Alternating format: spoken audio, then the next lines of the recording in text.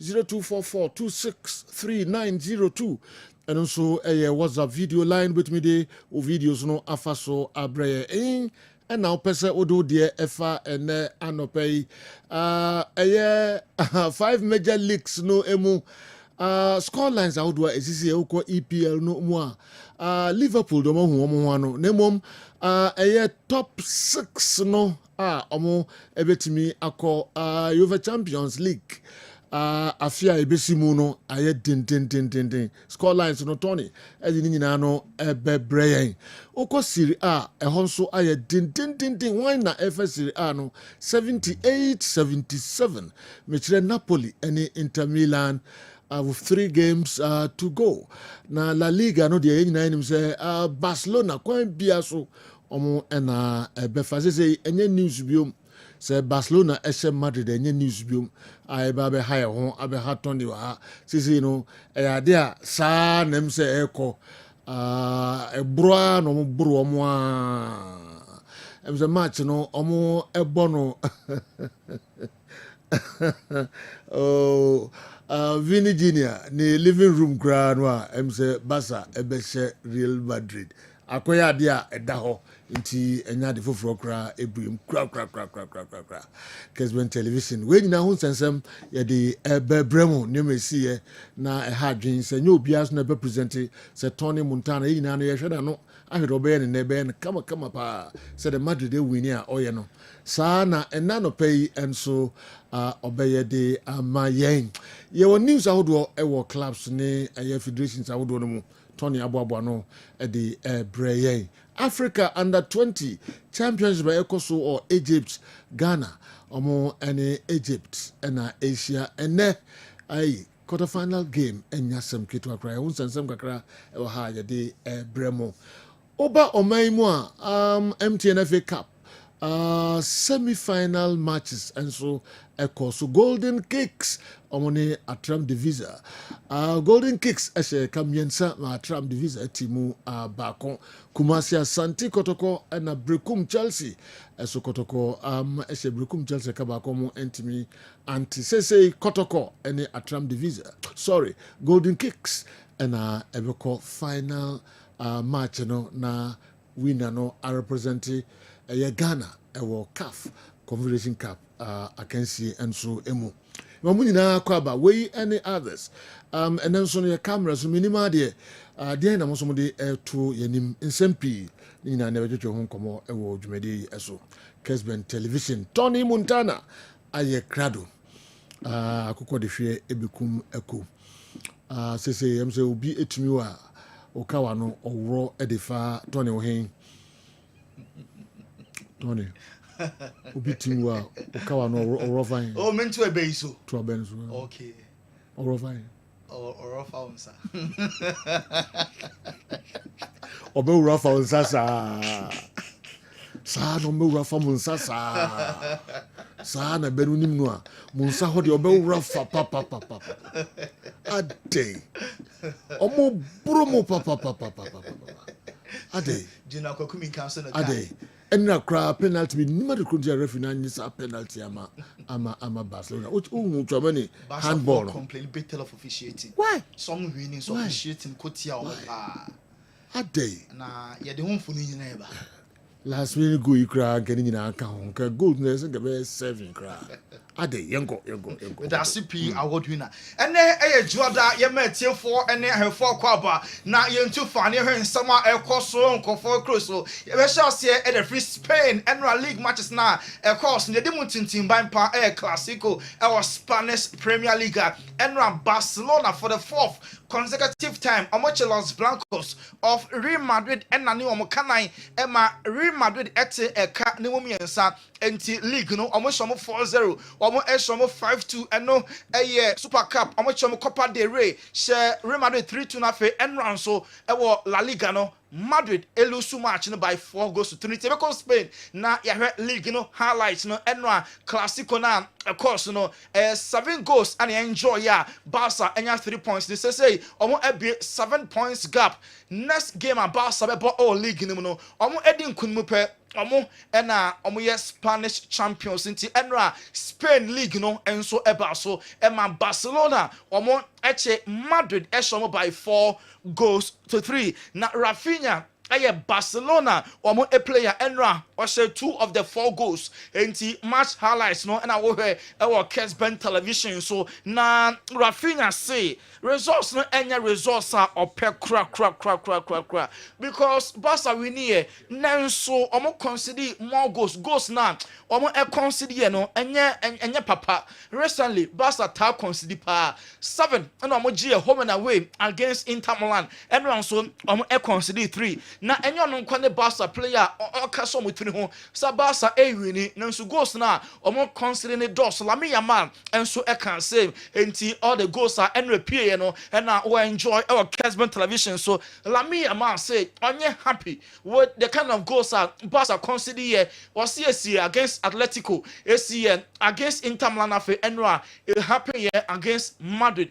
Barca for errors no omo mistakes no too much and na nam kwan so a omo consider goals our Kessben television so Pedri a Barca player or say omo exit in the Champions League no aha dwene pa elunti omo catch from who say omo ntimi ema supporters no eni arehobiem supporters no suye after omo exit in the Champions League from the Champions League Inter ehye wo no na ehun behia so ma PC omo fans wait and run nkunima wo enso ediye ye pon game no time Vinicius Junior all free mo no what the abufuo pa on Barca fan bi na enye easy kra adan Vinicius Junior all free mo no na Olympic or twisting the ankle na Barca supporter bi na afa beach ball also on deserve Ballon d'Or ball will deserve a beach ball and I will hear our Kessben television so my Vinicius ebu fi pa na oye gesture say Champions League no Madrid ya 15 times Barcelona magic send the hu hia no and na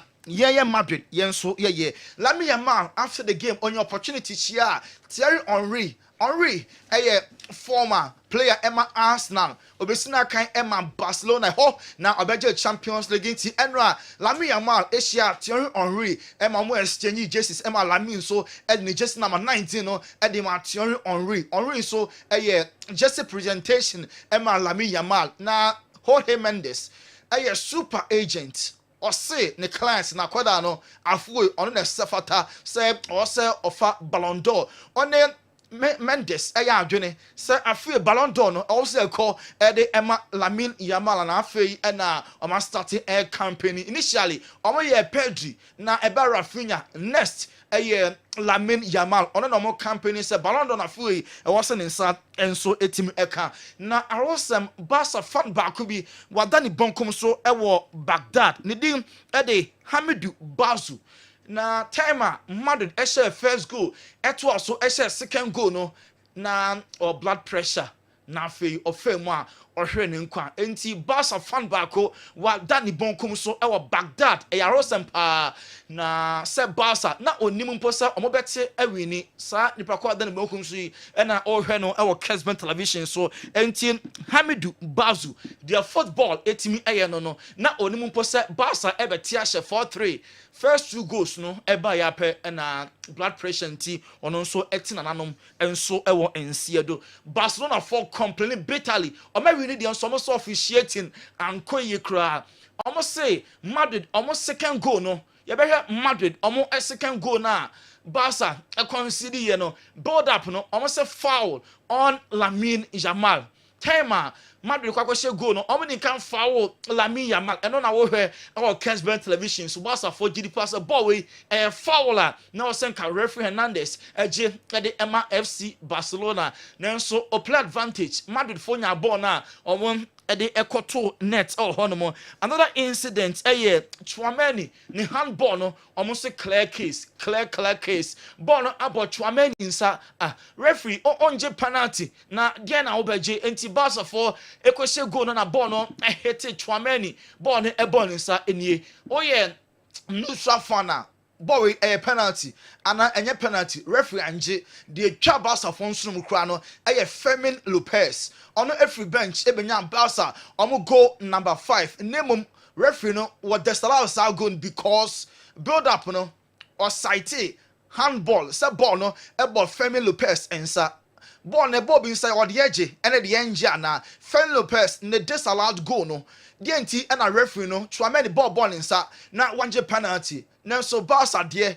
a ball eye Femi Lopez inside nemom what the struggle ya the control net na still no referee disallow ye handball no ebi echen bia na eno eye complaints about for omo enso eye entiba Kessben television even after handball no ball no or dozen the way through na enye izo eye adwuma den pansa na or the ball no to net nti mo Kessben television no Barca for say sa even handball situation no Raul Asensio mom and a foul Femi Lopez but now so stronger one conform into officiating Barca for no omo e kasapi na after the game Hans Flick or Barca manager na kasaye or say players no show mental toughness you were from the Champions League against Madrid for the 4th consecutive time woto no yadwuma omo enani omo 4-3 dia omo aya the Barca manager no e kasaye.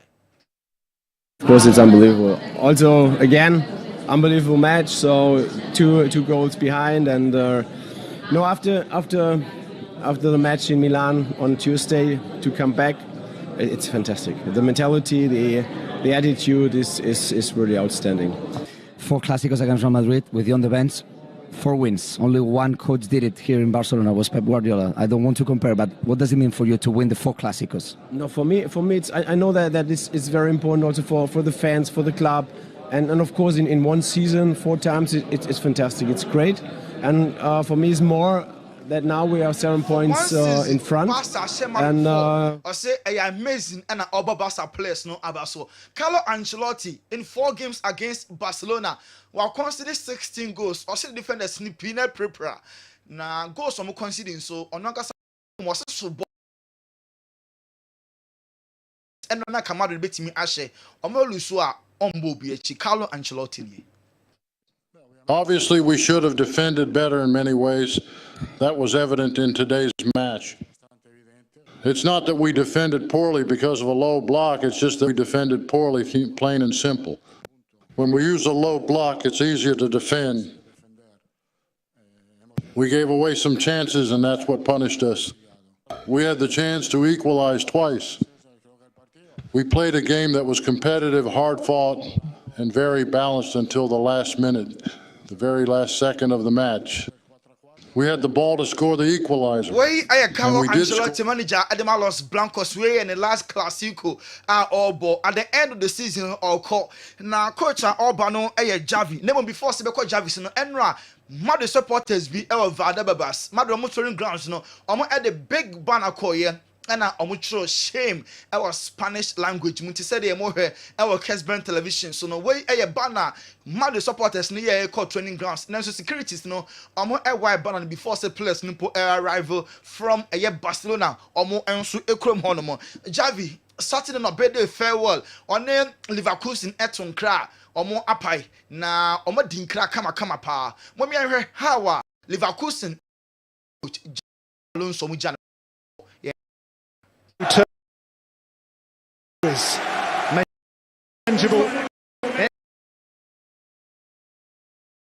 An undefeated double, historic and seismic, endless late goals, moments and a legacy to last a lifetime.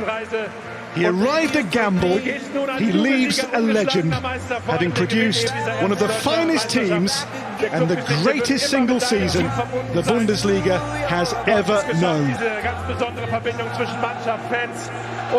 We how Leverkusen Javi Alonso Equine. Our last home match now boy Saturday no Dortmund be show omo na so take it delight and now outgoing coach no so that supporters na say Javi Alonso of barricade no call supporters no ho say a big thank you mo me enko na ehwe no so.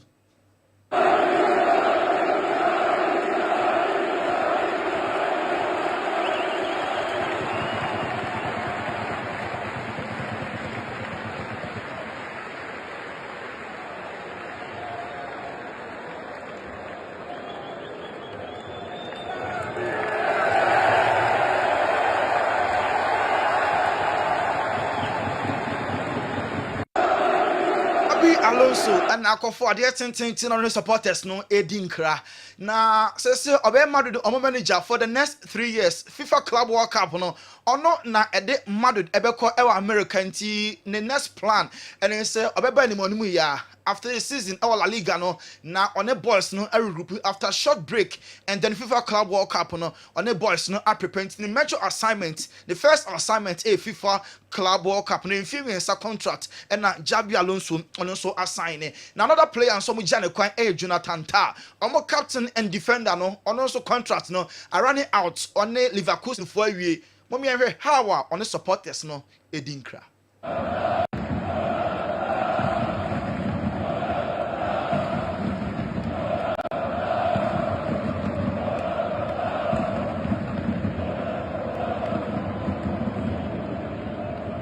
Wey Jonathan Tah or free club nimo as a free agent na oda Barca for radar so den na so Jabi Alonso eba madu ni ani so be convince boy no de na ba flying vet 2 days ago e be kan say boy no personal terms on eba America wie Javi coming to Madrid no esesa niema amasa 2 players no as a omo tilte ye hwe ni muso betimi adwane Madrid omo enso e club no na Bayern weekend we ani gie na enye easy club bia no omo di dware ye numbi edi bi ye bibia enti bia no and abamini players no ehwie die go mu because omo aye Bundesliga champions we here omo kakra celebration no title ni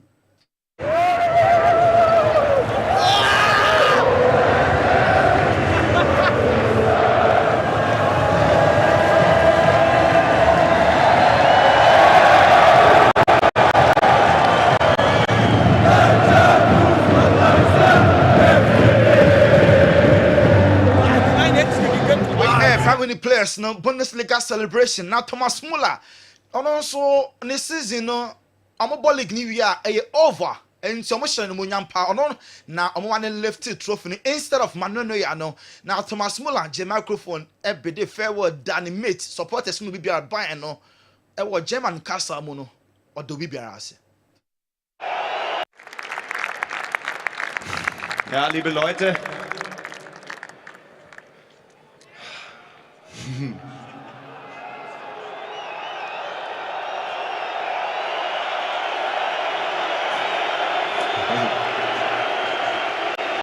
bitte? Ja, Leute, wir haben alle gewusst, dass der Moment kommen wird. We Thomas Muller the last home game for Bayern Munich and on next game away and on the supporters no Edin Crabra weekend we almost celebrate on a title you better ho ba you be call Banheba Hospital so you be you more adusum etie for any na me himself Hurricane deal. Oh, Hurricane deal ho trophy for the first time. Okasai ni na Okasai se yemfa so dia no unu mu so kra Hurricane ka so so yenkoba okay yenkoba if free ban heba eba yebeto aso ba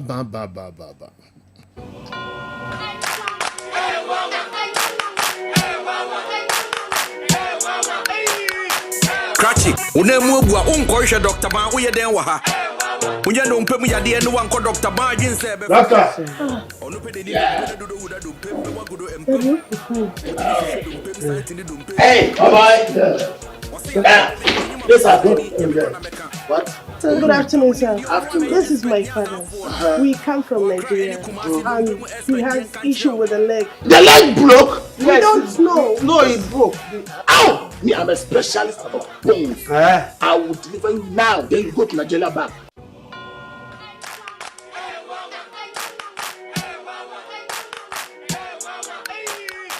Krachi unemu obua unkohwe Dr. Ban wo ye den wa ha Unye no mpemu ya de no wanko Dr. Ban gin se be fa onu pede ni do mpene do huda do pem be wagudo empem wotimi hwehwe do mpem santi ni do mpem wa be bo nsem wose ya de bebe de nyuma paso so ani nyame kra na meka o no mpem nim de ono na ye expert nya zanfo no o akra any Kumasi no mpem expert yen kan kireo.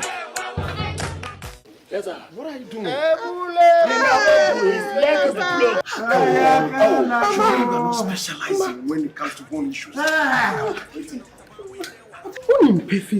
You are not specializing in bone healing. Hey, Spino, I didn't man cause someone called Dr. Bao. Then this guy's got one of me. Oh, but you know, look, you know, say Dr. Ban is the best when it comes to bone issues. See, Kessben saying. Well, Doctor who? Please, you came to look for Dr. Ban, isn't it? This is not the right place. Well, he brought us here. Listen to me. I am taking you to Dr. Ban.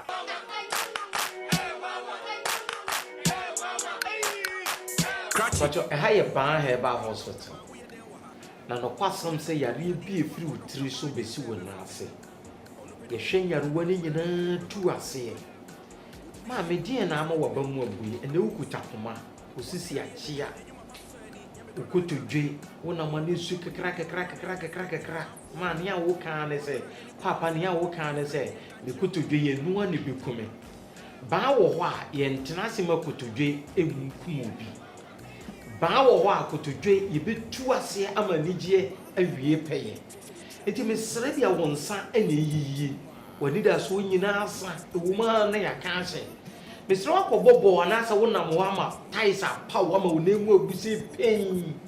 Branaya de and chain, yet I have been taken a better so. Yanko Padum, I find a better so.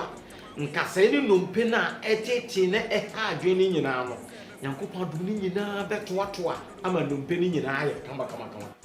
Papa's actually Papa. Papa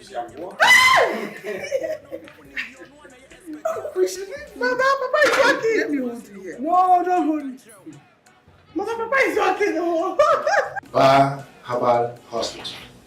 Specialists in every kind of bone disease. Spinal cord, swelling of the arms, arthritis, bone injury, swelling of the leg, with reddish color around it, and so on. A dear natty war, a dear nama we are war, a dear nama we need a swassa, bow wa, and the dash war, buy a wakra, your Spintes Road 18 Johnson. Kumasi, you were a tonsua, government hospital anymore. Your numbers in a guasi fraye. A dear be a chill one general, you will be a titty piano. You bet woman, you're running in a see two. Among could be dear every paying. Mammy, and found only by beer with free by papa. No quassam say, and we are here for 99 in Nigeria, Negana ha. Anybody be a when they be for a butcher, be free, hey, a papa, she.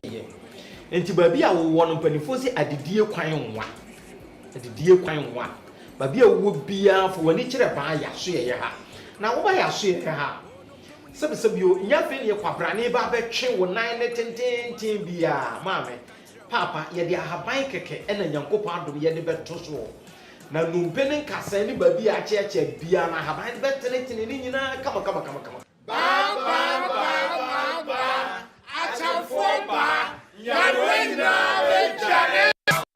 Ban Herbal Clinic. Ban Herbal Clinic. I see you, Papa. Penti come hospital. Ne first kaketwa bi ekoje wires. Abachem for badum pe ba so ye. Ena ye kwe no. Ye ko Italy. Kevin Branya oko Naples supporters ni gidi pa say next year or back because I'm supporting the wife. Kevin Branya so only problem be say obe join Napoli omo football club no. Enra Napoli e ball draw 2-2 omo ne Genoa say 1 point and a separate omo and a second place team Inter Milan. Nano and Antonio Conte manager at the Napoli football club no or saying winning the Scudetto unpredictable. Now still now omo 2 games also omo ball City way here so much league no and in some of your best now omo the Scudetto no about Naples in the chromophone so at me as celebrity Victor Osimhen afeju for ni brana omo the pep boy no aye den papa omo a table around 100 million euros Juvenia brepase omo the Victor Osimhen ever back to Serie A now abesi akan the ama omo now Nottingham Forest omo owner nidin Evangelos Marincanis and also confronto coach Nuno Espirito Santo right after omo and Leicester City omo a total drawn game no and a club president no owner no and a ATS Park no so on tias here nebon Omobeko Europe, guaranteed, assured, and done and dusted. Never say Champions League, Europa, and Conference League, no, and train 2 more matches. Now, few matches to go. Now, England, Premier League, no, Abana, Nottingham Forest, no, now on happy right after incident or the statement say now a bit frustrating. I'm on the right path. Call Europe ahead there next year. Omo ebebo European tournament. Cristiano Ronaldo, neba Ronaldo Jr. and why the first training session with Portugal. Under 15 national team no Ronaldo Bano and our on the mates our Kessben television so we Portugal national under 15 team no enti Dolores Ronaldo mame no Ronaldo Bano won 15 January 3 no okita ni boots na or Bano ni e focus or boy no so no Ronaldo Bano we any maiden call up Portugal or a national team under 15 and a born so a report to her. Ne mame Ronaldo mame Dolores and a accompany boy now and so echo training ground said here or Ronaldo Jr. our Kessben television so Chelsea home Jason Mason for next season no a leaky amanya home for ni Chelsea and no Danko Newcastle show 2-0 Chelsea home Jason no League 1 any away Jason so white Chelsea a leaky say way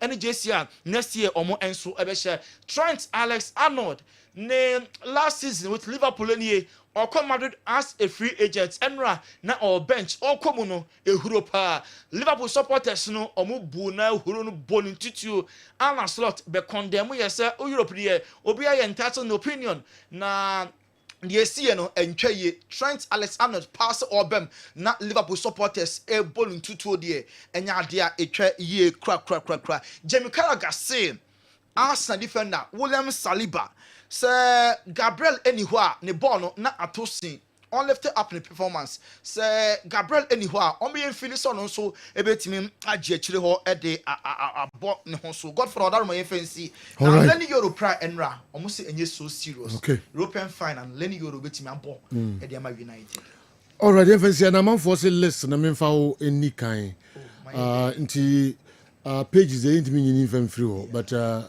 Magic as say oh yeah Madrid no yamfa unikai we know if it's Spain Boga and I feel the other one the friend say also me found unikai I'm say ufata say do dikai na pages na yini free ni mo enyi an wasema manfo no ye no ha ye de omo ebam no eno bi na wo so ne Madrid ye nti memfa unko kan listen the free no kwe no can listen no yes ube wo so ache kakra Madrid me kona metu ya pages yi ni free enyi nti mo enu abe boso oni mo yes the free no kwe listen no kan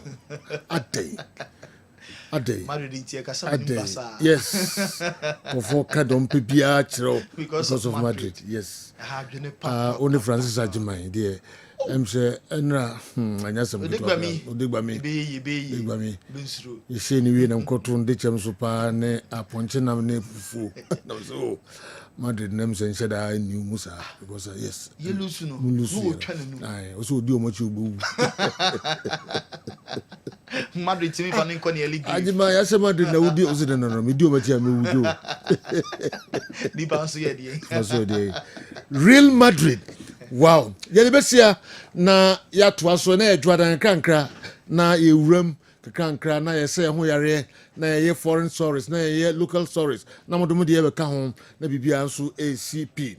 It seems Madrid's strategy of attacking referees before every El Clasico has had an effect on refereeing decisions. How was that Tchouameni handball not a penalty?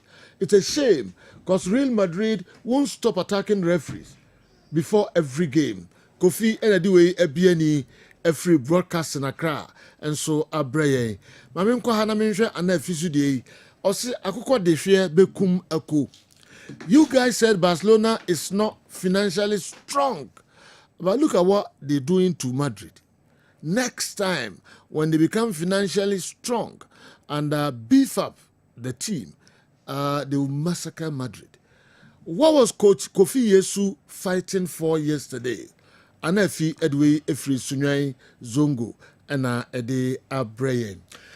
All right, yɛbɛkɔ kodi nkɔmmɔ kakra yɛne Dr. Edmond Arthur, Balm of Gilead Clinic, Penimpa, ɛbɛkɔtwehwe nkɔmmɔ kakra ɛba na afei yɛde aka no aba bɛtoa mo so. Doc, akɔ aba sɛ yɛ nyankopɔn adom so meho yɛ paa mehu wakye sei no asɛ yɛ biribi nti wodeɛ memenka hwee nkyerɛ wo nti wodeɛ kɔ so a nya hwee mehu woma menhu nso ɛna kyerɛ sɛ woyɛ deɛ wo paa woyɛ deɛ wo paa ɛna woma menhu alright yɛnkɔe yɛbɛhyia mate sɛ biaa yɛ deɛ mate meda ase so ho ayɛ fi wotim no deɛ Barcelona ɛnɛ wowɔ ha ɛkyena wowɔ ha ɛde ade wowɔ fa ko ahwɛ no tena Barcelona da so nti tena Barcelona tena hɔ nko a ma menhu sɛ woka sɛ wopɛ wei so biaa Madrid ne team be boy me support Madrid. Wow. How can you support Barca and Madrid at the same time? Doesn't happen. All right. Okay. My interview. You must say the answer say. I need you and say you. In fact, many part to the extent say. Everyone there Mother's Day. Your mommy me nanda. Yeah. Na me wo me mommy be ewo Accra Poly. They say Accra Technical University. Yeah. Na in fact testimony or their mommy ewo BOJ Veniga no no agency mu where thickness or lecturer na me pese me fasa akonye so eno a me friend say me wish no am an happy Mother's Day onsanka no o me nsaka no na me nsaka no ana testimony won push ya mama ano so wow mo amo Veniga no testimony nyina no ye be hwe pa say nyame ya adom na ukuada ode yenkwache ya ye behwe se ye bitimi afa testimony but unim Veniga no se wo de agu nsuom na walinsu na aye bibia mawa enye dru eye food product enti me ye sure pa se akwankyere ne nkyerɛkyerɛ pa ye kyerɛkyerɛ na wo diso no na wo de Veniga ne hohoro niema no ho na wode bi gu nsuom na niema na wode horo no vegetables ne fruit no ene herbs ne seed nutrition ne plant based can I say seeds na wode no eno na with the inuanu ne woman no provided total nourishment and recovery edema because so with the fruit and vegetables na the source no enye papa benefit also unya da eno ntine ese ma kitchen ho nye o pharmacy abra wo yusu BOJ Veniga say yo in fact eno ankomo on me dia na too lengthy about 25 to 30 minutes talks na obebia o say ni yimu a anka obebia e wo BOJ ofi obebia Veniga no eno ntine utie na wo ye bema wo ye maame. In fact, eno amokoma ya maame mo ntoma ene hampers ne ne keka o be wonim one of the gift nyame hu ye moba wo de amaya eye da gift eye da nkwa so bi ma nkwa in fact no wa chew anjapade pa na nkwa nso de ye mfa sika nto nanso yetimi de sika to say yo patron how me ka asem no nkwa ye mfa sika nto me yetimi de sika to yes ye fana fanu se utimi esisi enema eye atutu enema yesisi yesika na ode tonkwa o mo ho ban eba saa obenyini ache obenya apomden se jo enuane anye di no de bia meka se very important say onni pintin bia da me obe concentrate much on fruit and vegetable but most of your fruit no toxic highly contaminated with a lot of pathogens and a whole lot. A beefy cry, how I no one fa. Isija so do me penny ma isija so chew. Debbie, men quine crab, no moon quine say you. Say, I am dream pa minida. Say you a bomb and on the army. I know. Me a street pa. And to your best share pa say, Munyan to be origin be show to be. Na fa gu nsium wa toso de enam ne akokokra na wakuna fa bi wohro ho ebeboa wo pa na de san ya ema manage ne say apart from say uyi nneɛma free ho no one sade udi a anonso na de ha originality no epiewum enu nti ebɛhyɛ sɛ yɛmmɔ mɔden na afei nso nsuo bia wonum bia fa bi gum nsuo bia 500 sɛ de wɔn sɛ me de ɛne sɛ me ba no me flax no me refuse sɛ me da me flax wo fie ha nti me bedu adwuma me obi wɔ adwuma mu ana me de bia gu me bottle mu a me num nti me hyerɛ pa sɛ yɛne yɛnya num bi no momfa bi ngu mu na monnom na ɛbɛboa na sɛ jo yɛkɔ ide ne yɛpɛ sɛ yɛkyerɛ sɛ obi ba aseda house ha ebi wɔ ha anɔpɛ obi frɛ sɛ ɔwɔ ahensan ɛma delivery person no aba abɛgye a ɔde kɔ akɔma no ɛno nti yɛbɛhyerɛ sɛ baabi a wo biara wɔ Kumasi anom no wodeɛ sɛ ɛnyɛ kurom na woba obi a waba kurom no sɛ ne momoma no na ɔmmra aseda house anom na ɔmɛto bi na ɔmfama yɛn nso a yɛwɔ Accra no sɛ yɛkɔ aseda towers a in fact wobɛtumi anya bi ɛwɔ hɔ na yɛbɛhyerɛ paa sɛ wotɔ nso a mɛmfa nhyɛ hɔ mɛmfa ɛnto hɔ na bi a bottle baako pɛsɛ ne wahwie baako ne tie gum da bi ɛbɛyɛ nsuo bia wonum bia wode fa bi gum anaasɛ ɔbɛnom bottle water wei no 500 ml anaa sachet no 8 a day a anya crowd half fa bi gum na no ha ɛbɛboa sɛ o expect sɛ bia bottle baako anaa sachet baako pɛsɛ wode gum na wanya deɛ wɔ sɛ wonya deɛ abɛhyerɛ wo ɛnkɔ saa ma wo intentionally nsuo bia wonum bia fa bi gum na nom na ɛnyɛ anwanwadeɛ ɛma wo na sɛ jo yɛkɔ yi deɛ ne yɛpɛ sɛ yɛkyerɛ wɔ sɛ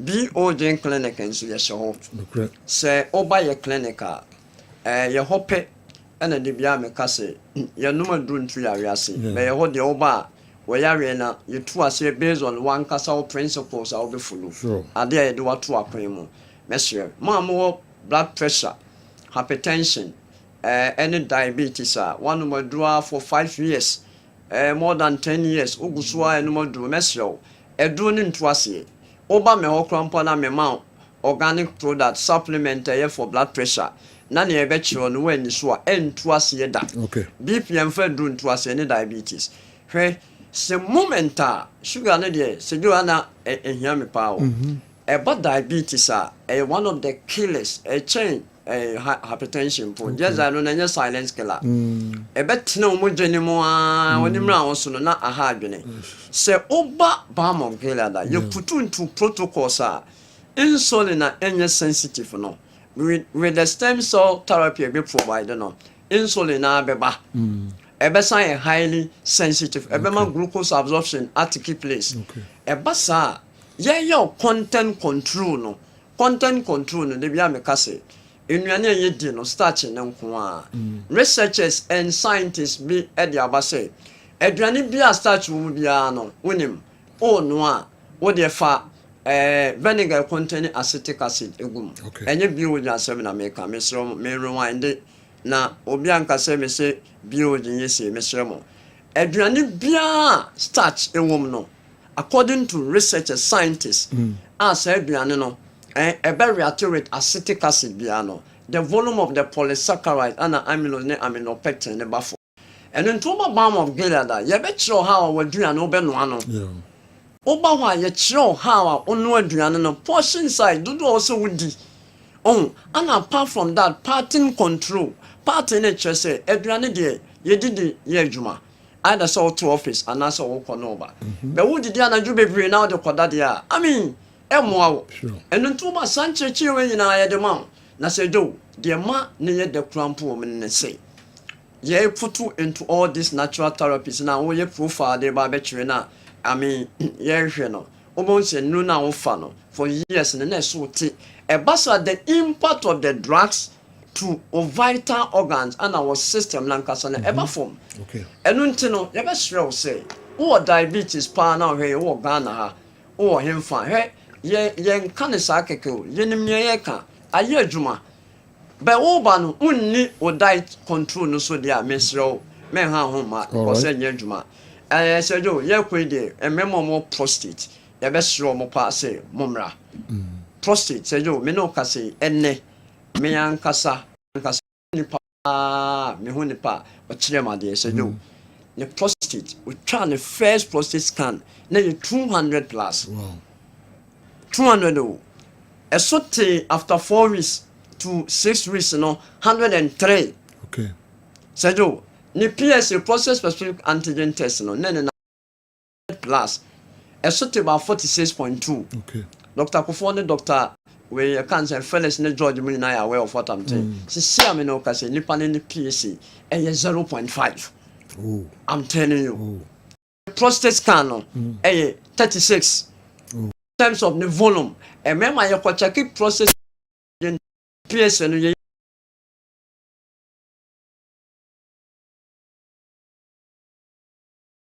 so in centimeters cube. Okay. PSA there some parameter bi na ye say bia within 0 to 4 no. Say koba se protein a e wo no na elevated a e putu ndo aris say onam cancer kwan so based on other factors involved. Yeah. Any histopathology reporter pathologist na be confirm me. Wo ye bema na prostate e wo sura. Ade a obetimi dia reverse no naturally e tomatoes. Okay.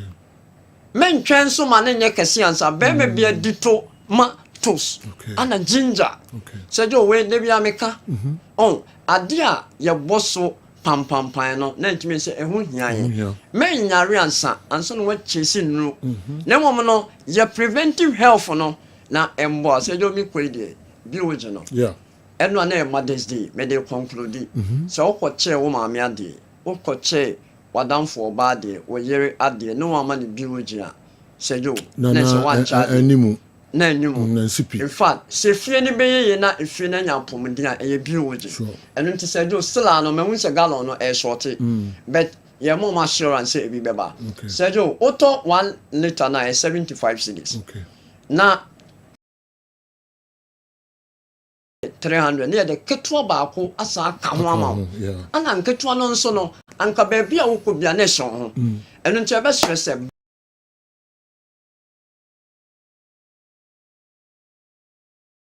oh no, it means oh wow. Pardon, say do. I am a just say. I suffer for the directing for any mom for no, any police for no. Until they see, I did see a na baby, we bet many buildings to be at a clinics or Anna, mamma. Kofodia who Coco Kikos Boga, Doma be Kumsunyani Tachiman Gosu, Takwa Pristi Azim.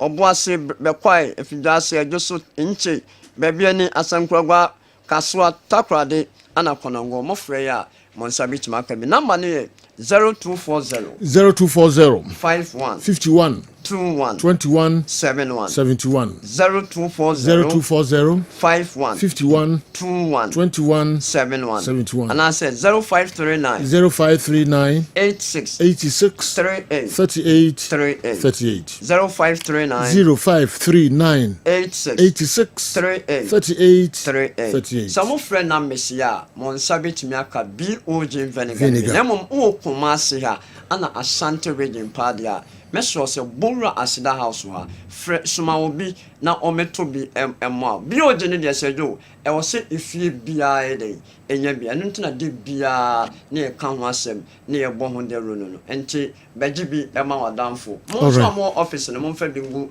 dispenser mu na emma pa sejo mi da se bi doc yeso be dasi ye be din komo akire mo friend numbers na doctor e de ato edwa mo visit e BOG clinic ho nya bibia e na otumi e boso ene wo de from anakọ na enyomo eni enkomo sanso na vinegar no ode ato edwa oba sida house wa obenya bi ato BOG vinegar no mpamcho eno na sese obia yusu kan ye hwe foreign source no mu kakra na ye dwoada kakra nsema wodo na esisiye e wo miamia wodo pi I agree with Arsene Wenger's suggestion that teams that win the Europa shouldn't automatically be entered into the UEFA Champions League.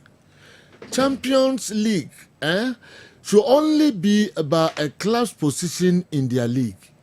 Now, Manchester United or Tottenham can deny fifth place team in the UEFA Champions League in the EPL playing in the UEFA Champions League when their performance is so poor in the EPL in 14th and 15th on the league.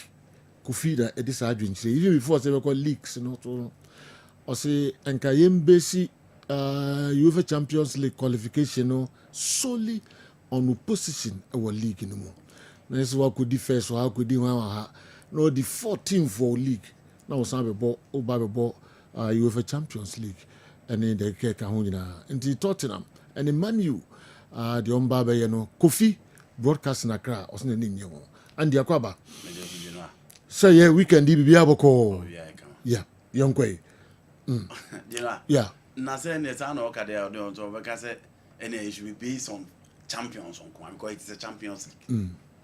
Saying 70 no, so it should be based on the position of your league log so there. Then it is a Champions League. It is only for champions. Yes. And then go say first qualify and I say okay. What Man U position now they be ball you for Champions League and I thought Man United position, you know. Man United or Tottenham will not play in the Champions League because of a position in the EPL. It is because of a champion in the Europa. That is the new rule. And you know no some penisa. And I make us say your money more league mun said we call Champions League. That is only preference and I'm saying that it's a Saneka their competition need the Champions League and then Kebefa first teams in Gwa because those are the champions.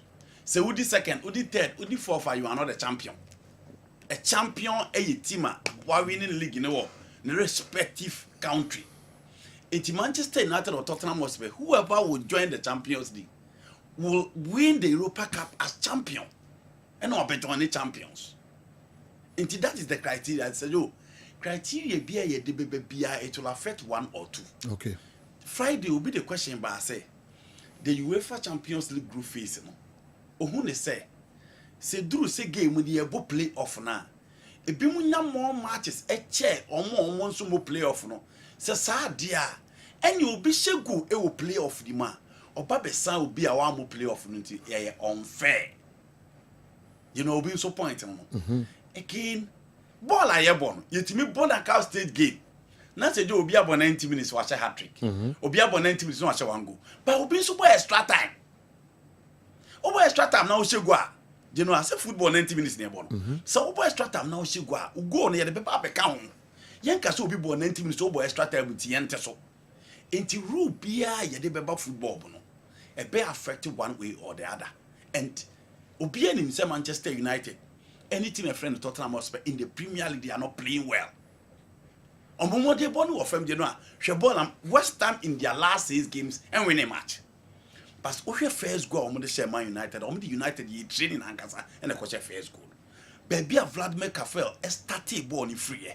Or the man Thomas to say suicide to Aaron Criswell, or the man to say Bill said to Aaron Wan-Bissaka to Kudus or cross up player now, or start to build up plan for midfield now the Saka finish a ball. But you know, we first all seeing teams that are underperforming in the league, but they are winning Champions League. You want to be so. Into whichever criteria a be reason, you know, will be. But in all, the position of UEFA and they say, so to me we need Europa Cup now. Said you, obey me about Champions League. It's just unfortunate.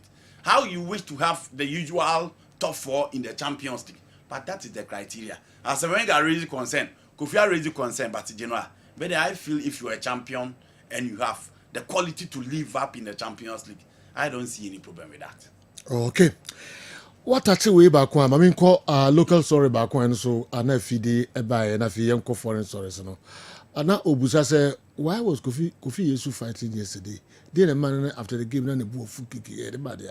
Ebi awo where almost one ya way. Sunyan Zongo for someone. I was asking myself same question. Maybe I'm in Tony. He didn't come and say what was actually wrong. And I say, Abaye the style, say.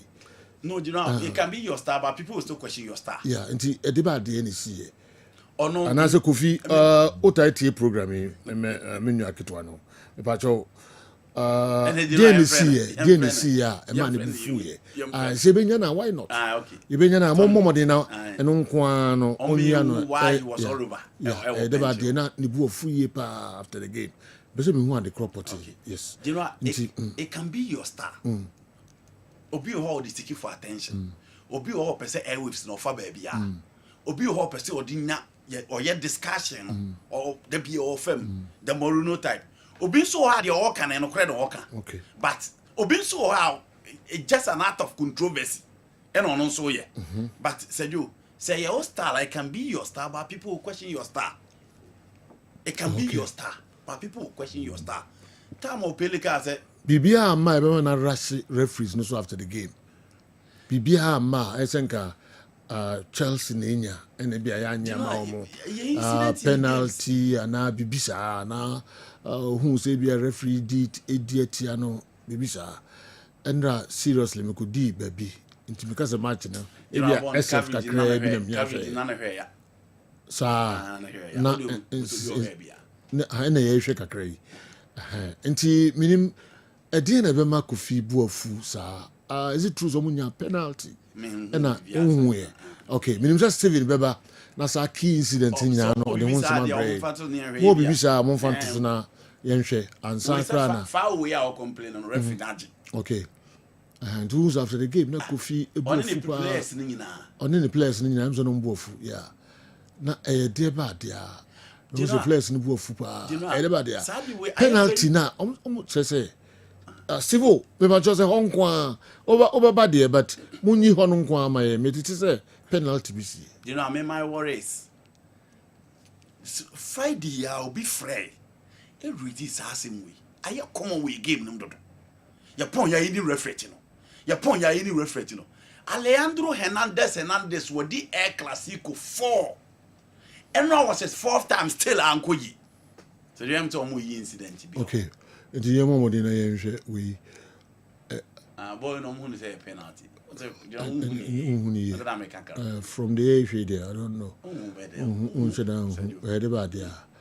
yeah there were quite high cameras na capture incident na back so do na MTN for nankasa no FA Cup no mo nkasa ni o cameras ko hu hwe we untumi nyina we so nya analysis bia no mo fa hu so bi hu na hu let's not worry ourselves memete say ye for na nkotwa because ke bia o se nka di mo ma and pay na mete I see and say do omo na omo ye omo dia na they don't care about video no so bi hu na nti let's move on all right nti the American say Sadi we abe act we game him too much.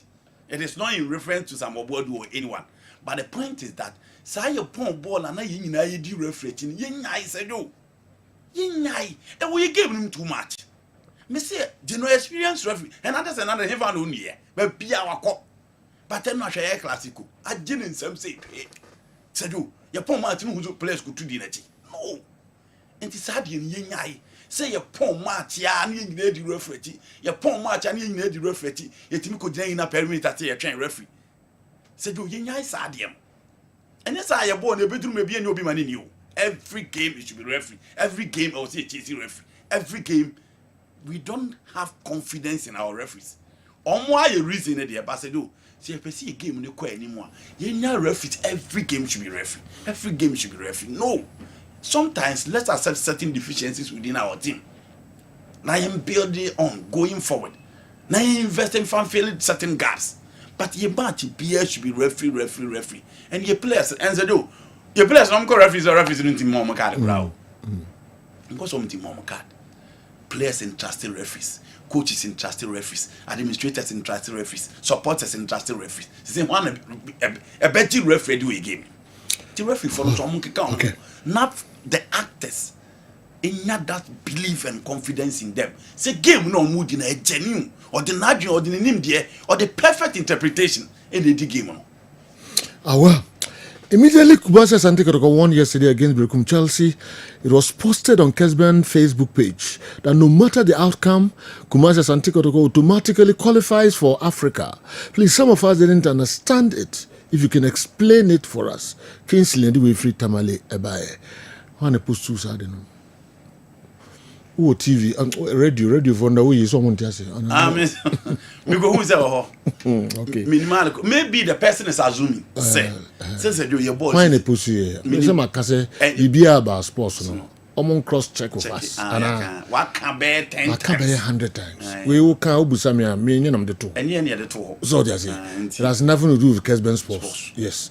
Intino I do baby an inchimo no ana anything. kakra because ebi omo cross check with asa kebi ebe the necessary calls and omo say friends say true what is the name golden cakes Africa no mo nko di kotoko omo she kotoko kra kotoko de be ko no the based on that omo de koto wa na say dey foforo nti no me ubusa me amini mo hwe because enya Kessben sports na kopusu seriously you know etina me no be say nye nyina Kessben sports e posu ne basa israel etina me ka say maybe they are assuming say yes da bia me kan mo ntia me ba clear he wa simple oh yes bia seriously about sports no cross check fast so when you now kopusu am umbusa me ha me who assume say golden cakes omo and ntikodo omo shekoto kra koto na qualifier is that the reason why you posted that then so you should write something that shows that you are assuming simple reasons are until the post no draw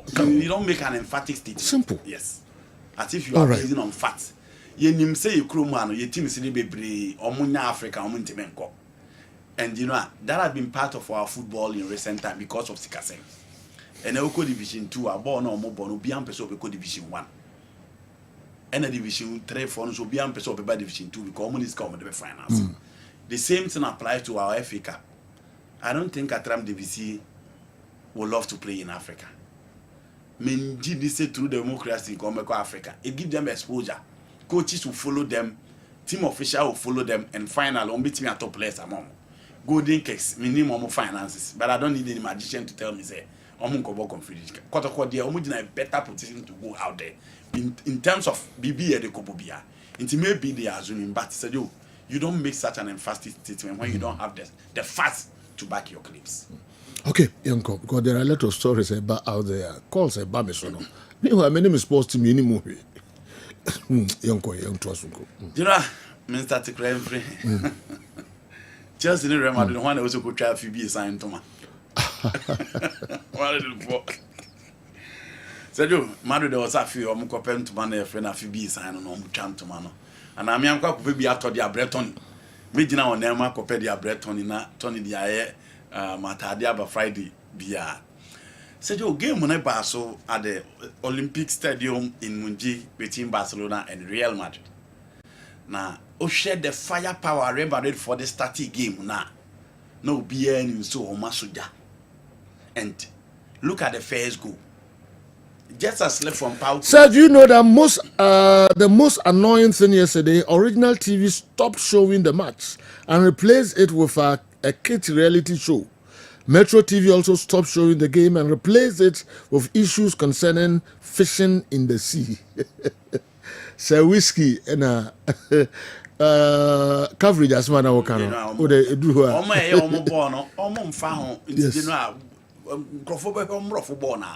Because born unya be said was anabe. That referee was the one who officiated our game against Hearts of Oak at Legon.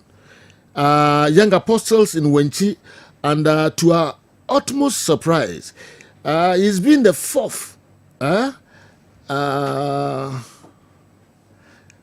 He was the fourth, and I was made a center referee just before kickoff. Oh, sir.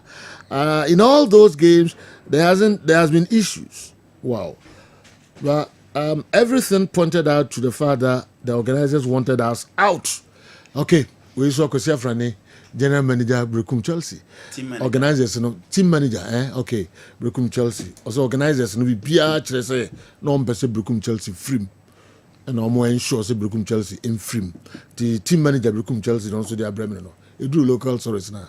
No, but you should give reasons why he's saying that. Also, I can say reference is here. Indeed, what they no, or a fourth referee. Last minute, no, didn't be a referee.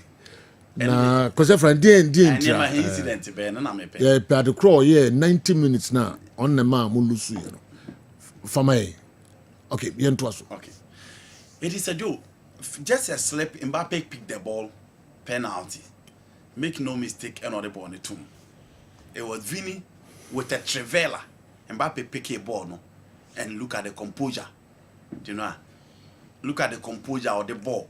Second goal, no Nyan to Boise as a striker, and no finish a ball, 2-0. And said you, prior to this particular goal, there was an incident. Oh, she afraid about the Tiala, me, Yes, science incident where was a foul against Federico Santiago Valverde, but the referee don't allow play on. And a dude ball on him Vini. Look at the Trevella, her personal, and look at the composure of Mbappe. Or Tony Boise, a share. Yes, Tiano. So it was a first foul ignored by Alejandro Hernandez, and a 2-0. Now, after the 2 goals, who's a Madrid the Bobo on the view? Almost there, almost defensive line, and Barcelona shall say almost near corners. Barcelona shall say almost pally pressure, and Madrid with their defensive shape very porous as usual. And Eric Garcia enya Sagui at the Maya 2-1. Game on. Now still Barcelona pushy, and look at this goal from Lamine Yamal. Baby a ball ni free na her baby, and look at a Messi live finish. And I will tip the ball to a Courtois, the right hand side. And the second one, Oshe, Kylian Mbappe, any Abranti a friend Danny Ceballos. Omumi enu ko crash and a body free omunsa. And but Real Madrid and team recover. Another blunder from their team and a Rafinha and again look at this one from Lucas Vasquez. You know, players are more popo to the very top or more commit basic errors. Just a day easy so obey you know. Look at Vasquez, look at his age, look at the level of experience said you still uncle. And this season, if you are talking about a player who has suffered in the Clasico, it is Lucas Vasquez. The Pia Barcelona didn't find check. The Pia Barcelona didn't find check. And said, "You, Barca taking control over the game. Madrid and your confident view until Omubenya the 3rd goal. This is the 3rd goal from Mbappe once again from Vini to Mbappe. And Omunya 3rd goal. Now after the 3rd goal, and a Victor Munez about him. Carlo Ancelotti and Sai Adagule, and then Dani Ceballos Ephraim after the first half Omubayana, and everybody realized the issue of Adagula and starting no, you know, game no ya na level no you pushing Kurani too much. Level no, you know, you need time to grow into the game and turn what to show quality. And I said, you know, 4-3, Obiani is a winning chance na America no. Obiani is somebody back. Probably it is going to be 4-4. Then Fedi Babadu once again, J ball will line no. Ujina ball so when team control. Femi Lopez peke ball and I do know right man will place it to the far corner. At the back one and Hansi Flick differently from Barcelona previous years, apart from the style of play, the high line the shooting ability of the Barcelona players. Rafinha the Premier League no boy and a Buano, but you know Femi Lopez is so instinctive. Or a player or Chibon only go shed there. On only skill to say Dan and Omo, only skill to say Pedri, only skill to say Frankie Dion, but go shed here or you'll be a one master the act of goal scoring. Not your baby or J Bona, you know, Otimi a ball, etimi a two at them. Madrid defense once again a collapse here, and you know, Oman rise to the occasion. Barcelona showed quality and the personality they showed on the field of play. Rafinha once again, HS, the Clasico, you know, out of the 4 games, 5 goals scored. And he's the nightmare for Real Madrid this season so far the Clasico near concern. Now me Yamal ain't me and kind of hunsem view. The boy no leveler or corner. No wonder Thierry Henry, I'm not in replica no or bow before Lamine Yamal. He's playing well. Intense. Yes. So Thierry Henry, yeah, the idea amount. Top I like it to a penny say. Yes. Now the idea amount. Now what could bow. Yes. A can't simply. Yes, it really tells you that the quantum of your talent. Yes. And the obedience. One hear Thierry Henry. I'm not you know, replica Lamine Yamal no. Yen share coin of us or bone mwasima 17-year-old Lamine Yamal. Na chese SMP there be muntimi ni wonoma or the ending common do am say woman yeah. I can't simply. Yeah, and my first half no the game kakra, not the usual. The 2 games of boy Inter the general there was a Messi type of a performance. And no when Yan is but he crowned his performance with a goal. And it was a total Barcelona play, and Rafinha for me was outstanding. But when his skill set he is super. In the first half of Benfica, you know, who had the twist and turn. Any step of his you know, top quality. And I know say no Bobo with Rafinha. Emma, yes. What? Trivela, no. You know, a child talent this guy possesses. Now, Vinny Junior, Nije Dumana. No, you know, Vinny has been off. Okay. For about 5 matches, he's been off. Yes, he's been off. But you know, he had 2 assists. By his level, you don't judge Vinny with the assist. Or my Mbappe assisting me. He also gave Mbappe with the Trivela. But he's been off, you know. Vinny off for 2. Yeah. He's been off for about 5. Yes. After the Manchester City game, no man of the match. Yeah. The City game at Santiago Bernabeu, he was off. Arsenal home and away, off. The Air Clasico off alongside yesterday. And Madrid will need him back before they can compete because you know, and Mbappe said, also when it comes to goal scoring, but he was forcing himself to be on the score sheet. Yeah, that was so now. Maminko ni what scientific herbal clinic and Kratoka Krebi Emrasisia ni entwaso. Ni what? About Niwad Scientific Hospital. A team of medical scientists. I have created a boom near the infidel Maswa. A juma, oh, Yasue has it. Yasue had it. Yes, I'll buy a Sabi. Near time a good amount, said it Coconon. Then boom, you don't talk a fiducial. The Mephidio Mushimu, the Mium at the Potier, the Yarian Breo, Nesamium in Ya, Yarene Dewey Pepiano so. The better out to Yariasi. What the editing said. See the baby as a what to where they are here, which is to a center. Open what scientific hospital, Dr. Phobius Yajumani say, and Buna any Tanya or what dear Eddie Dumiano, Yenyamushimo, Nafe, in the Nuakasai, woman friends of fight to chemicals, no. Yes, struck the same and no, Nayan from friend no, and for a mount, a be our kidney no, Yaria Bemo kidney no essay, young Guana Ganaha, yet take a habine, Eddie dialysis, our kidney not say I could do said Dian Cranoa. Nyarishemu na nyadi dina for ni chiremu ewo ni what scientific hospital bofra ban eboye ama wa diabetes ye de bofra ban ene nyama bi efra e de mawa ebebo ma diabetes na o sugar ekosru pe no eno so aboa ama etimi abafum ebi na wo hwe misisi e na o problem pa e yo mema sem beba bi wo no a onya tenkan kwa so mo ba beda obo so otimi nya hode ne pagya no no oba ehyemu a ehyemu ana adwo eno obo so atese ne beba no ensore kra ebi na e no bi ada so a wo nom yo ba na utie me na se eya wo no problem ebi na e fibroid na kosi a wo no kwan ana wa kwa ya sabia doctor si ensuo betata onkosi mo ovarian cyst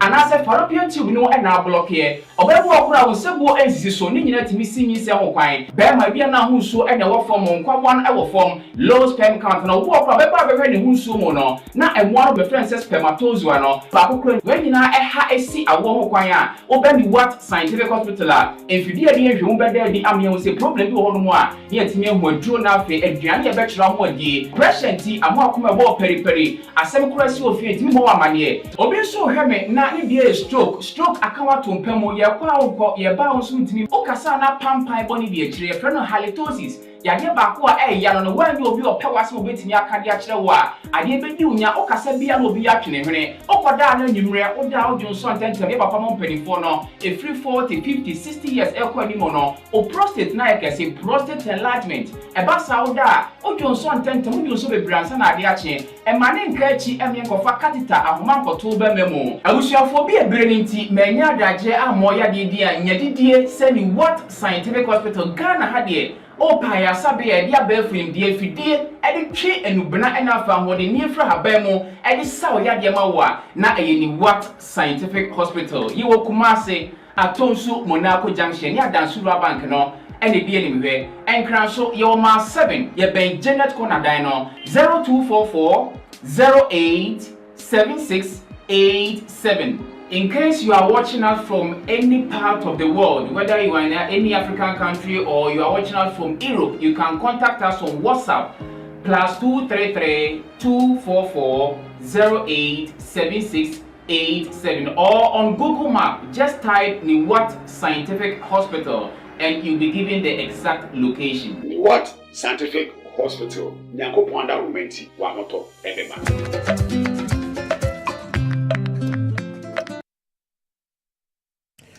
Niwat Scientific Herbal Clinic. Nkrato kakra na yakofano. Yanto so kakra bia na fe yantinsi Africa and so kakra. Obehwe leagues no kakra bia na all right. Me heard the battle for the top 4. Yeah. Do you know This is great say more view top 4. Top 5. Okay.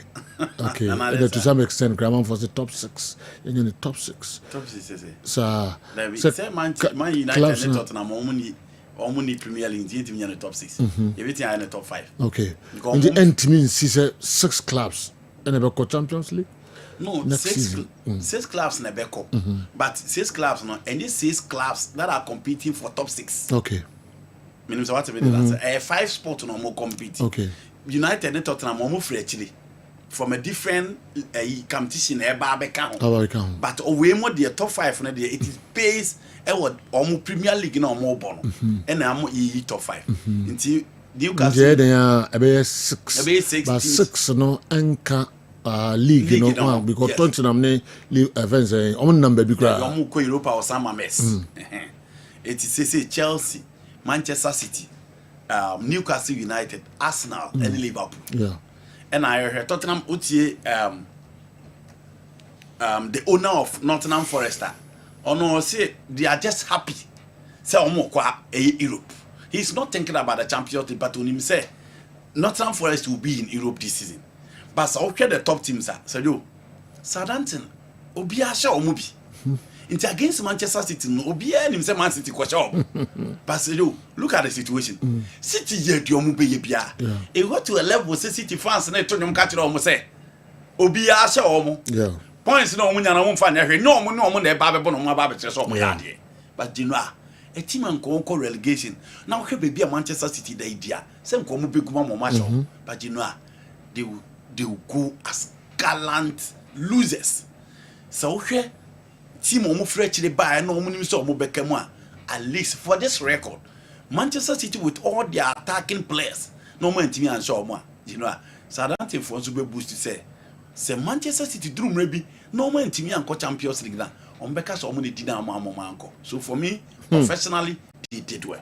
Chelsea and Newcastle United now no make a double chance for Newcastle United because Sergio Newcastle there who get big team now remorse in James a be team the amount na hwe hawa omuti to watene dikano hwe from Murphy na hwe ba bia Sandro Tonali fa so be ball ni hwe gido a hwe kon fa so ball ni si fema ansa na ball no e fa goalkeeper so first goal and later fair 20 minutes there fireworks from Newcastle United be bia Sergio Gordon, Harvey Barnes, Isaac, Bruno G, Sandro Tonali and coach Eddie Howe Sergio switch call a 3-back and on the room this particular game.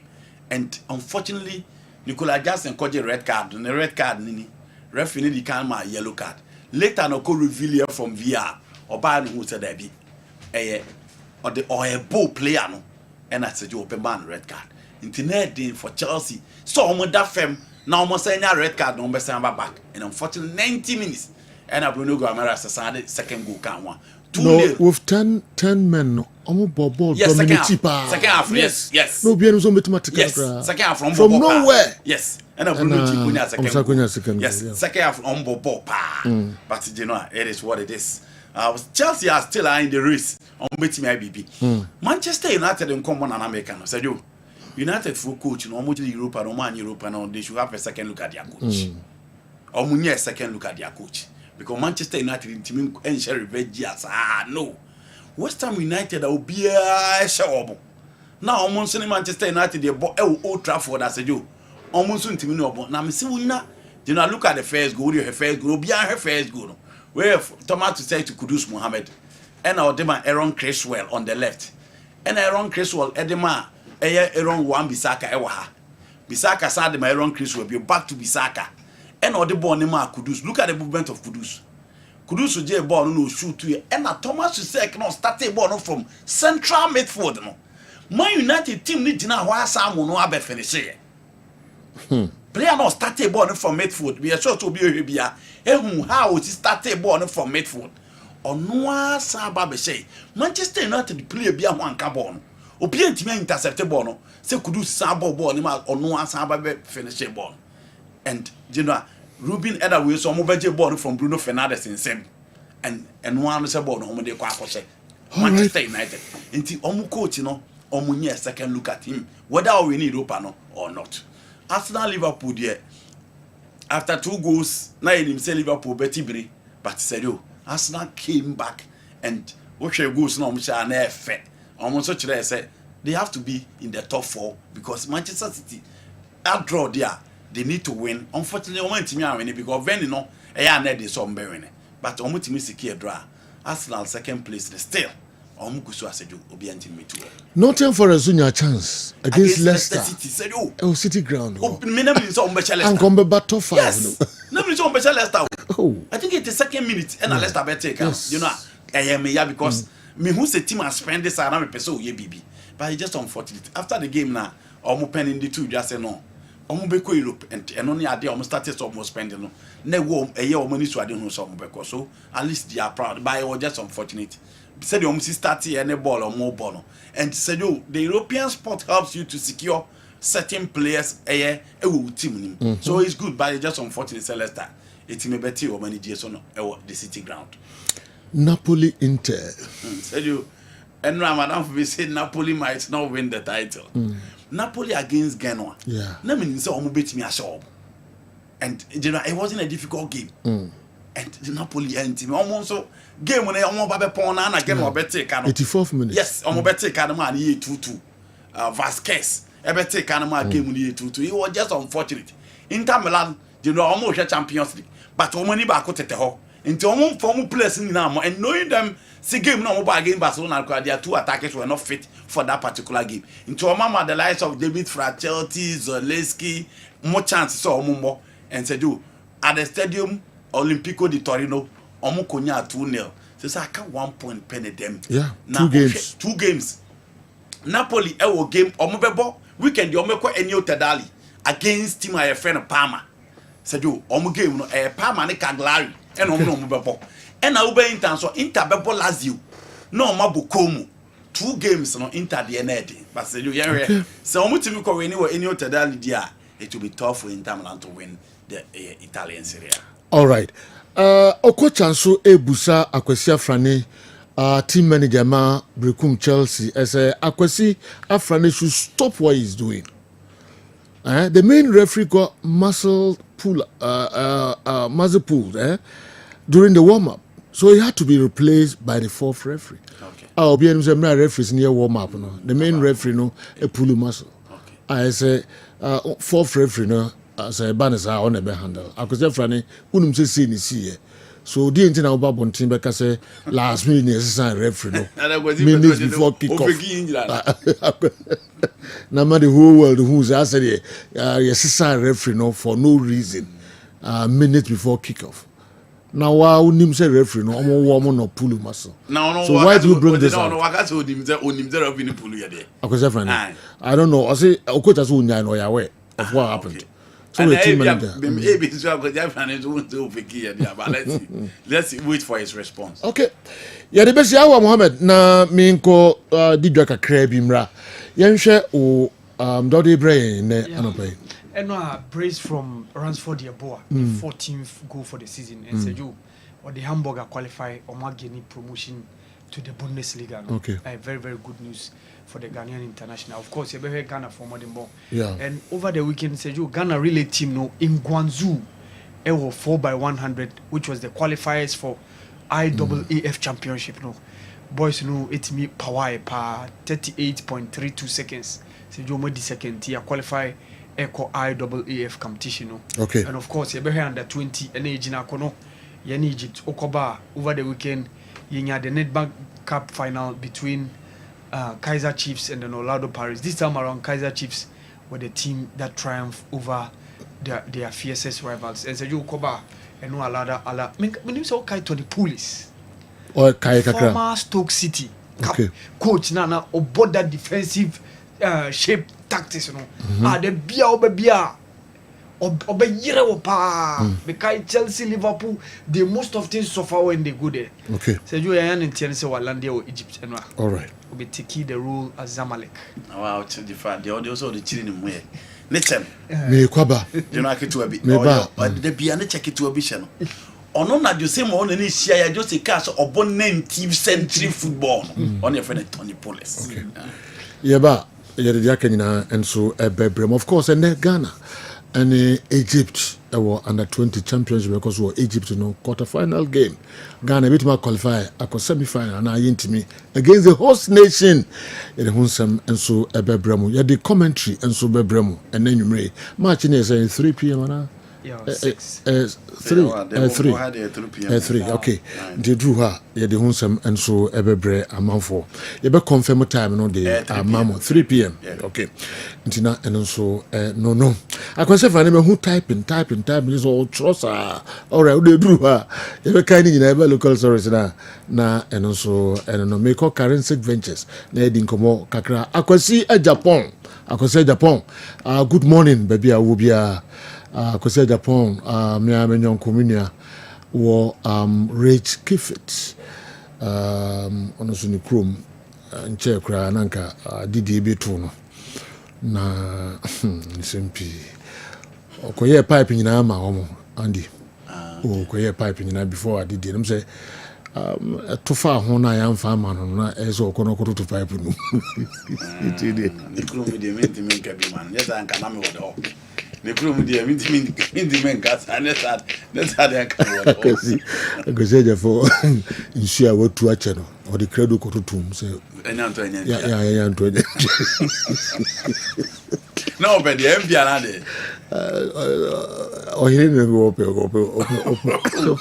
no man maybe that you be doing it so minima they just go check if say insure does not go be but the fact is all the credo koto tum say anyantu so the all can akwasi good morning o we are the more wa do ho ebreme all right yeba sorry na fe ye ne currency ventures enso di nkomo kakra yeba ye the stories no ebebrem akwasi fra ne try na outro and the won't way na monfre currency emame ibed general he denied us 2 penalties in the 9th minute and the 25th minute of the game. And talking about the organizers, Chelsea were supposed to be the home team, but even weeks before the game all their flyers and everything had it Kotoko being the home team. We asked about it and all they could tell us was that it was a mistake. And they were sorry. We told them not to do the right thing. We told them to do the right thing, but that wouldn't change anything. And again, they changed the match commissioner of the game without a knowledge and a whole lot. Wow, I could say, Franny, Tiana Chelsea, Elusu, All right, I mean, can't say there's the old Kenya, I mean, check it. Say, it is an antisa, also, when you say, Unjanko, now, Nim, and no, I'm a man winning. All right, was it 2 penalties? Yamfama Chelsea. Wow. Yebeba Stephen Beshesa game so at the Amaye. Amen. That is saying currency ventures. Edrono eye, nrono ye. Zahara G herbal capsules. Sanso and a Zahara herbal mixture. Or say Edrono eye. Omo aso na de Hindi herbal mixture aba idwaso na fe Zahara man herbal capsules and so akahonde abre. Currency. Dear namode abre. Sergio, ewo akonya kese a ode ama me na me de enja pese so free currency kaso ye ema ahwefo ene atiefo nyina said ye da me ba ha no pa de ye nupa e wodwa so a ye frɛ no Zahara mixture, Zahara G capsules, Zahara man capsules ene Hindi herbal mixture no ena no pay ye no hu nkomo ene ho adanse ene de besom odofo na nkomo ye de ye duru a ye frɛ no Zahara mixture ene Zahara G capsules ene di kan sa duro we aye dura oba ene bema ana enom sa oye bema na wo ho na infections adokoro bema bi wo ho a infection bi te se gonorrhea syphilis anase chlamydia hanadwen tetin ama ne bema no esotia na etie ne bema no fon na efon ne bema no me se ensansa atie gu ne bema no ho prekesen impempi no bema bi wo ho a eba ne sa odwonso na obre na ochim ansa na dwonso na atimaba uye bema na enam yare ene wa betena bema mesi wa duro ene Zahara mixture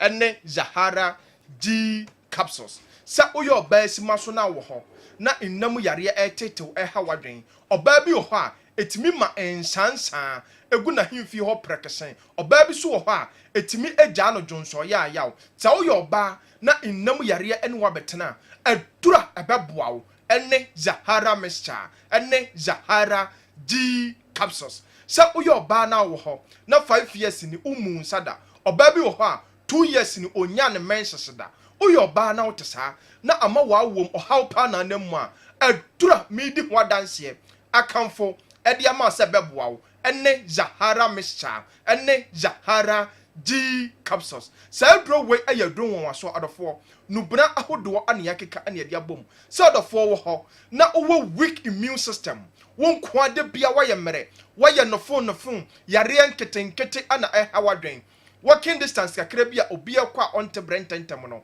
wobɔ sɛ ɔnkoa na ɔnhuna mane wobɔ sɛ ɔnkoade bia ɛwa nketenkete 5 years ni woda ho bɔwa 2 years ni woda ho bɔwa 10 years ni woda ho bɔwa ɛwa no ɛne wabɛtena nkasa ɔdɔfoɔ wote saa adura ɛbɛboa wo ɛne Zahara mixture ɛne Zahara D capsules sɛ ɔsa paa ɛne wabɛtena ɔdɔfoɔ kɔdra store pharmacy shop herbal shop bi ɛbɛn wo uduru hɔ a wo se wo pɛ Zahara mixture ɛne Zahara D capsules ɔdɔfoɔ yɛbɛkɔ yɛ adura yɛfrɛ no Hindi herbal mixture na sɛ aduro we ɛyɛ aduro a yɛyɛ sɛ yɛde boa ɔdɔfoɔ bi a malaria fever ɛne na bɛtena ɔdɔfoɔ bi wɔ hɔ a ɛtiri di mmoawa ɛne na bɛtena da bia ɔno nko na apɔso ɛyɛ ne ya na num ayɛ nwonwono nipadua no ayɛ hyehyehye ɔdɔfoɔ wote saa fa Hindi herbal mixture ɛyɛ waduro o typhoid fever na ɛtete wo no kɔdra store pharmacy shop herbal shop uduru hɔ a wo se wo pɛ Hindi herbal mixture o sugar level na de bia na ɛkɔsoro no wo de fa Hindi herbal mixture ɛyɛ waduro kɔ ba bia to waduro bia wo de oduru hɔ a wo se wo pɛ Hindi herbal mixture na ɔdɔfoɔ ɛnu ne aduru a ɛbɛboa wo ɔdɔfoɔ nkɔmɔ na aduru yɛ aduru a yɛfrɛ no Zahara man capsules na sɛ aduru we ɛyɛ aduru a ɛyɛ natural herbs yɛyɛ sɛ yɛde boa bɛrima bia enti sɛ na woyɛ bɛrima na wotena hɔ na wosa complaini ɛma excuses abra Zahara man capsules ɛwɔ hɔ a bɛrima ɔsi atwa wɔkyi mmaa sɛ woyɛ bɛrima na wo weak erection bɛrima waduro ɛne Zahara man capsules sɛ woyɛ bɛrima na nkɔmwa na ayɛ mmerɛ bɛrima waduro ɛne Zahara man capsules sɛ woyɛ bɛrima na sisi yaleɛ paa ɛne wabɛtena ɛntimi ɛma wo ni man emmensɛm wɔ mpɛm bɛrima fa Zahara man capsules ɛyɛ waduro kɔ baabi a to waduro bia pharmacy shop herbal shop licensed chemical shop bia bɛn wo bɛrima uduru hɔ a wo se wo pɛ Zahara man capsules ɔdɔfoɔ deɛ number si ebia na nkomo bi wɔ hɔ anaasɛ biribi kyerɛ wadweno so anaasɛ ɔdɔfoɔ unti biribi ase 0246 34 83 34 0246 34 83 34 0248 56 93 35 0248 56 93 35 ɔdɔfoɔ yɛ nduru a yɛfrɛ no Zahara mixture ɛne Zahara G capsules a ɛboa ɛboost immune system no asa to infection bi ase ɛne Zahara man capsules a yɛde abɛgya so a ɛboa bɛrima bi a wɔyɛ mmara yɛba ne nsamra ne sɛ 1 minute bɛrima ɛne yɛ aduru a yɛfrɛ no Hindi herbal mixture ɛboa ɔdɔfoɔ bi a malaria fever typhoid fever ɛne high blood pressure ɛne na bɛtena yɛndu pɛyi ɔman mu Ghana ha baabi a yɛtɔn aduro bi a ɔdɔfoɔ yɛato apete hɔ na mehyɛ ɔbɔ sɛ wotɔ aduro no bi a wobɛyɛ adanseɛ na waka sɛ karenstick ɛnono ɛyɛ papapa karenstick ɔmonrono ɛyɛ momɔden na montɔ ɛnrono ebi papa iben yɛbɛda ase na wotwe sɛ ne yɛbɛsan ne wo adi nkɔmmɔ wokɔ so a na bosses yɛakyea ɔmo nso nyinaa karenstick nrono ɛyɛ nti momfrɛ numbers no baabi a yɛtɔ nnuro biara no karenstick nrono ma momfa ɛni agorɔ koraa yɛtoa so de amamabɔdu baako apa si ma edu nkono pɛpɛpɛ Awal Mohammed ɛbɛba na ɔbɛtena se yɛhwɛ ɛyɛ African stories no emu kakra akwasi afrane ɛsɛ so Okocha is now a member of the medics and the Red Cross that assessed the referee, right? Okay, nti de ɔno so de ɛba ɛno no Awal Mohammed bra na yɛnhwɛ de ɔde ɛbɛbrɛ yɛn free Africa stories no ɛnso emu Maminko we James Kodie Emzo be attack will be enono. Joe Samuel Boadu doesn't deserve to be interviewed for me. Oh, come on. Jamsco, not on this show. Into the total, so not on this show. Please. Yeah, not they. Okay, put the infants here. Na yentuaso emfa emam. Awan. Sergio. You're not the brain. Oh, yeah, you the under 20 AFCON championship, no, Sergio. Quarter-final games, you know, Airbus, we are group stage now. Nti edru baby a quarter finals ye be hu after this stage you know any ye be hu omo amu be wuremu into the semi-finals you know. So what it means after this game wa be wuremu into the semi-final no wa qualify to the World Cup ebeye the 2025 under 20 championship ebe koso e wo Chile na ye the interest ye the wumpa Ghana versus Egypt. So you most often playing against host na enshedanye honestly to the bia because they use their numbers opportunity or to intimidate you. Yebekai yemiti Egypt ewo under 23 AFCON championship ne coach Ibrahim Tanku ene ne mrante ne koy no. They defeated us even though we played very well, that they defended well. We also had a good goalkeeper who also did a very marvelous job in the shape of Meka Kwame Ba. And this game against Egypt in the quarterfinals of this under 20 championship there said you enye an easy task. The very good news to say Jerry free camp Echo Bomber and club CD Lugo no said you wasaba back wa report and I think say very refreshing news. Okay, the presence in that game against Senegal a boy, and of course that game against Central African Republic. In that game against Senegal crowd no assist it minya the only goal of that game. And a very very good news say yenya Jerry free back obabe team no more obabe boy say you enye an easy task against the Egyptians and I share them more out of omu group stage na nkasa because omu the third because Kenya third omunya ya say you honestly ka group stage of the competition ka wie kra ka mo be out of the competition, but Sierra Leone any South Africa ne far the top 2 spot no omu group no ma omu the third, so eno ne ma omu that opportunity aye ne omu e ba be share. So ene 3 p.m. I no be 5 p.m. Egypt time, so say you any Egypt for no e de be face. So we just hope and pray say e benya the chance to be e the quarter final. So na meka Tony Pulis say you or your former Stoke City coach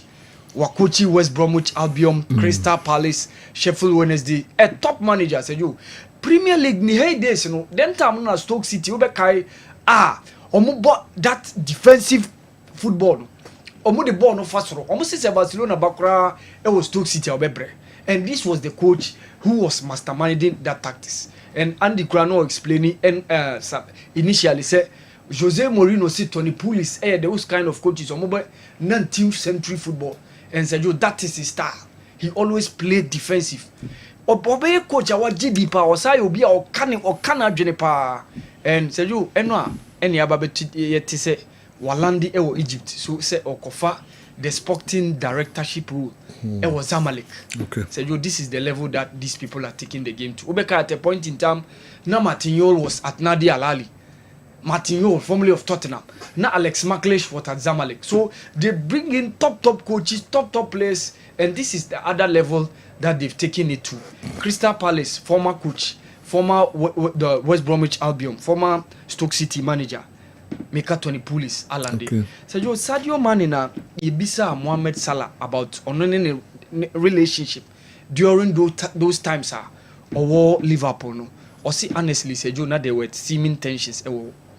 Mohamed Salah kai say na tension but omu make sure so mo be professional on the field of play. Or say you cut off the picture only Sadio Mane one time share those kind of acquaintances no.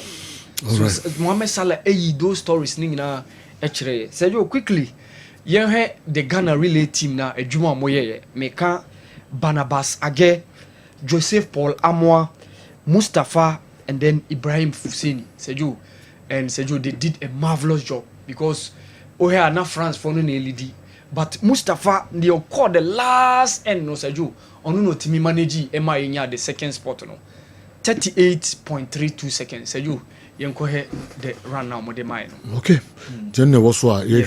Yes. Nti yankoso yenti commentary na yes, yenti commentary no. Eno ekoso e wo Guangzhou in China. So that one serves as the qualifiers for the IAAF championship ebeba so e wo Tokyo afi we e wo Japan.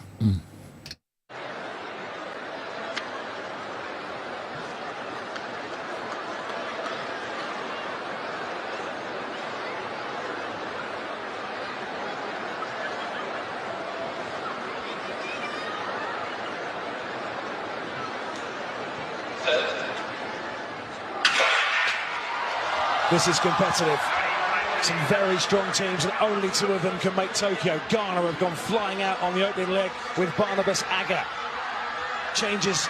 Ghana, no, not the best change. They have still got the baton. The athlete is juggling the baton down the back straight there. He's still just about got hold of it. Trying to make up the ground now on France, who are going strongly. Not a smooth change from France. Not a smooth change on the outside either. Switzerland have gone.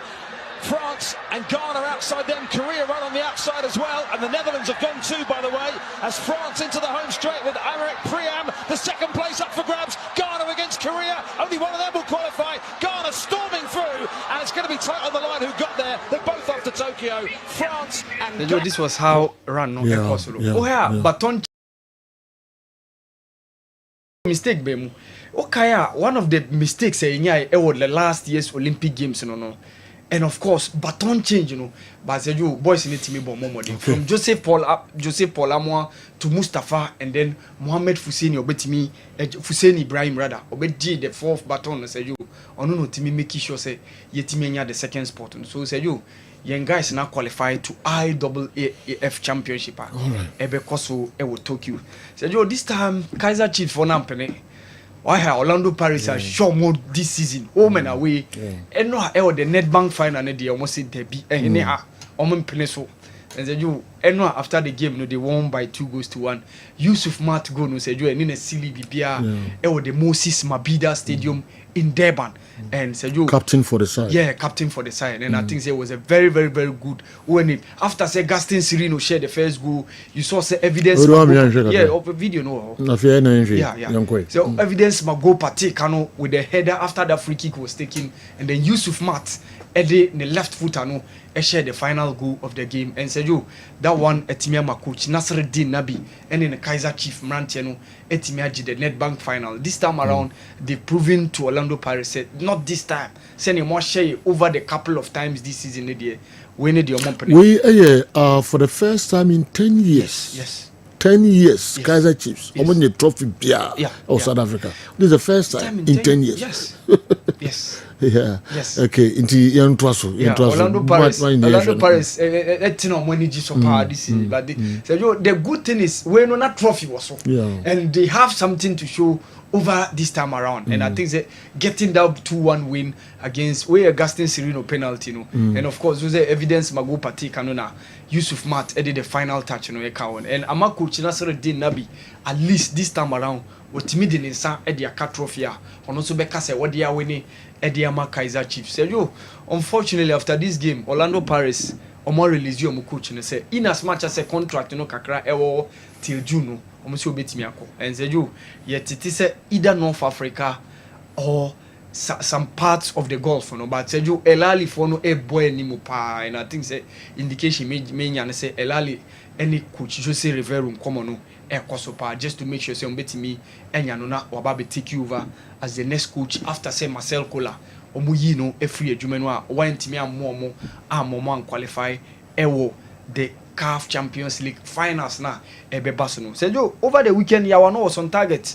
for the team National Bank and almost Pyramids FC, and then I said you say Pyramids are free the top of the post may combo table. So Nadia Lali have now taken over, and courtesy Yawano one of the goals I was sharing and said you were taking Italy to 9 goals. Okay. Yeah, 9 goals in around 18 games or so. So averagely 1 goal in 2 games, and said and yet bad for someone who is not a top marksman, and as will be our Becca, so a typical striker only did the line.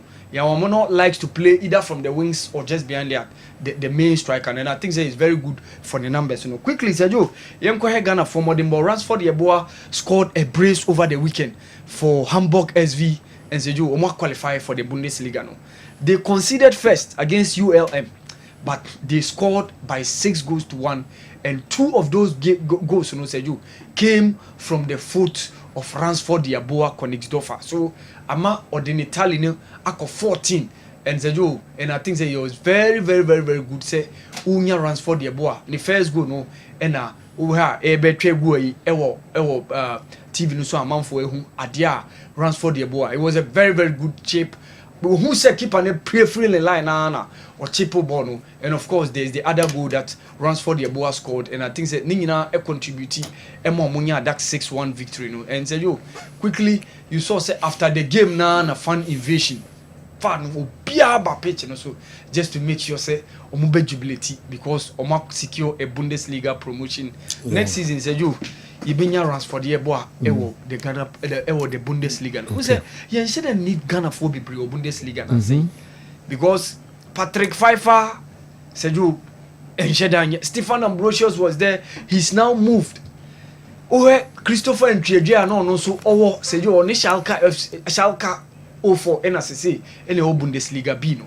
So you shouldn't need Ghana for a Bundesliga no. It was Braden Menu no so and I think it's very good say ye benya Ransford Yeboah Königsdorfer beka the list of Ghanaian players within the Bundesliga no going to next season. Say you Okon Norgelanda Steven Akwanso Eshegu the team Norgeland in that 2-2 draw against FC Brøndby the Denmark league no, because they were down by 2-1 at that point in time, and Steven Akwa etimi boa etimi nya that equalizer no. So Steven Akwa go no ena goal he scored, and it ended in a 2-2 draw.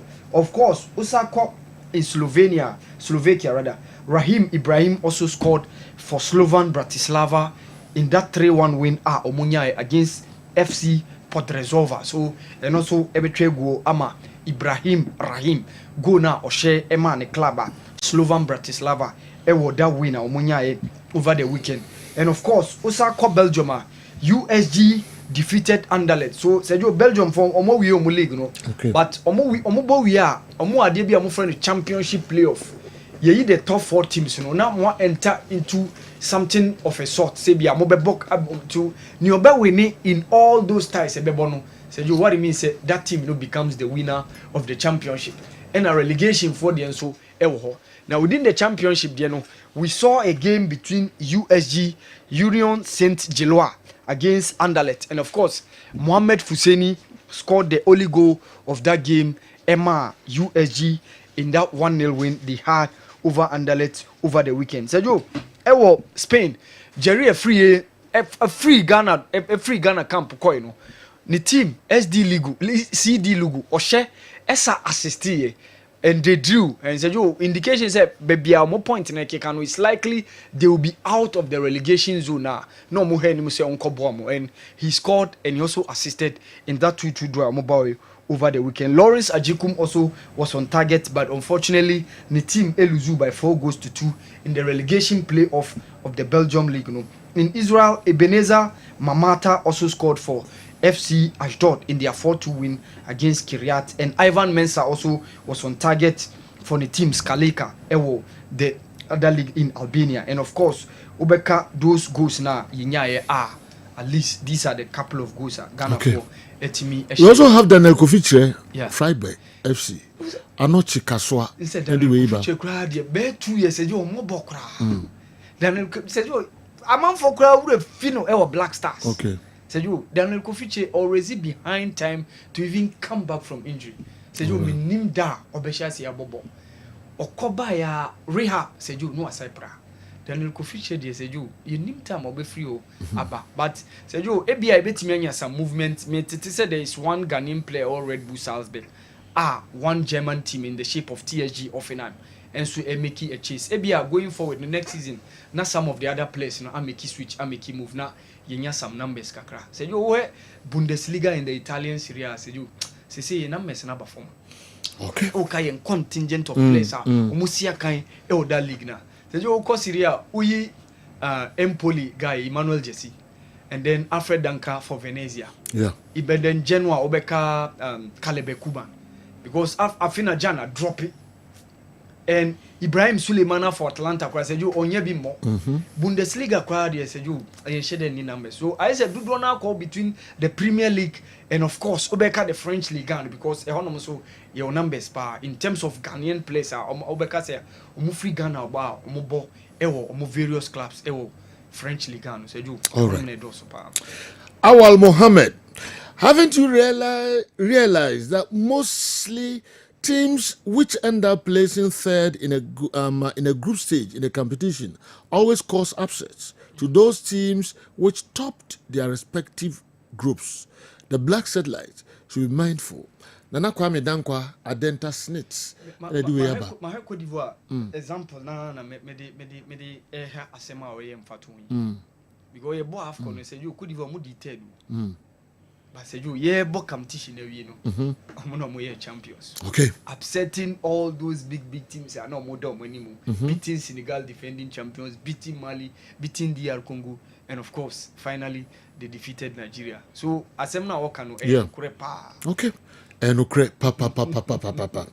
Ye jina so na yako Dr. Amuzu aswe na yafa nkrato kakra. Dr. Amuzu den no de bre ene anopamu ntie no kakra na ye meto adwumede no so emfa emam. Herbal clinic na mi sem Amuzu garlic bitters. Amuzu garlic bitters. We ye the garlic aye di plus enubra nuntini eni ahaban mako 14 ya kan fa di aye enti duro na hu odin wo soro pa mo amu the garlic ye ne dey afraid ru we die os de bia ni pressure wo soro ma ahwefo nyina kwa idonso a meti ya wo na idonso a me bre ana me be ma me pepe de wuhia ya Amuzu P herbal mixture. Doc, many rich yan mo sanemi ana yaw pa na mete se we na wo te se be ma de dura American fo ama ono ya Amuzu P herbal mixture. Obi se doc me hu se me jonso a ana jonso ne nyefe ana pam no wo hye pa iri jonso na echi. Doc me jonso ase na bia kam mo sa se ma ya se me ya be ma wo sa ha no me kan fo Amuzu P mu nya be ko di oti yaw oni ntohwe no mo de ni ntohwe na hono sankofo nyina no mekanfo Amuzu P ema nwate obi se doctor emejunso ana emu apai we nam sen obi se doc mejunso ani nsuo kwatotro efremu ba ena obi se doctor me koja na so se me chemu a obo se ka fre na nsuo man efreba no ba de wuhia ya Amuzu P heba mexia oba so a otiemi a obuni se wi a echire no pampan ko na eka ko na eba mekanfo Amuzu P ema wate obanso ode po how white how insio basa egu wase ne pe yie pampan ya no wo shepa wase oba jonso oti yawe wadro ya Amuzu P herbal mixture obebu enkeka ye na che mamno kasika fio na himfie bia na abie ni kuru na no ekọ ho a pampan ya ohu no nyapan ketua amasabi ni confidence no kwa na ekọ form oba bi otiemia otimi buninsa in bleeding obosa within 2 months no buninsa mprenu onya kekaya na ya osa pa Amuzu P nu masa nyina ejai wako twa scan de so wo PID unu kunu hia ni nsuo nyina sem na asan na chi aba enam kekaya na akogina upio de nu nti onya Amuzu P nu mu a sa ha ni nyina be komo ho ato say nrei ukọ pharmacy ukọ drugstore herbal shop obenye bi etu no anya bi ato wokumasi akodani herbal misi herbal apidank omo mbrom sanso na icof ne Colinac omo Ashtown Accra wokọ kanshi dragley wobisa na nabuache Kingswalk Tinates Repash and Hallows ebi etu nro makon anase duduo pirano ukọ no so pa Amuzu P a obenye bi ato se opese no semise bi a petibi so fa na manefre for further and better direction. Amuzu P herbal mixture Maudi Hiochalo with a hefuasi.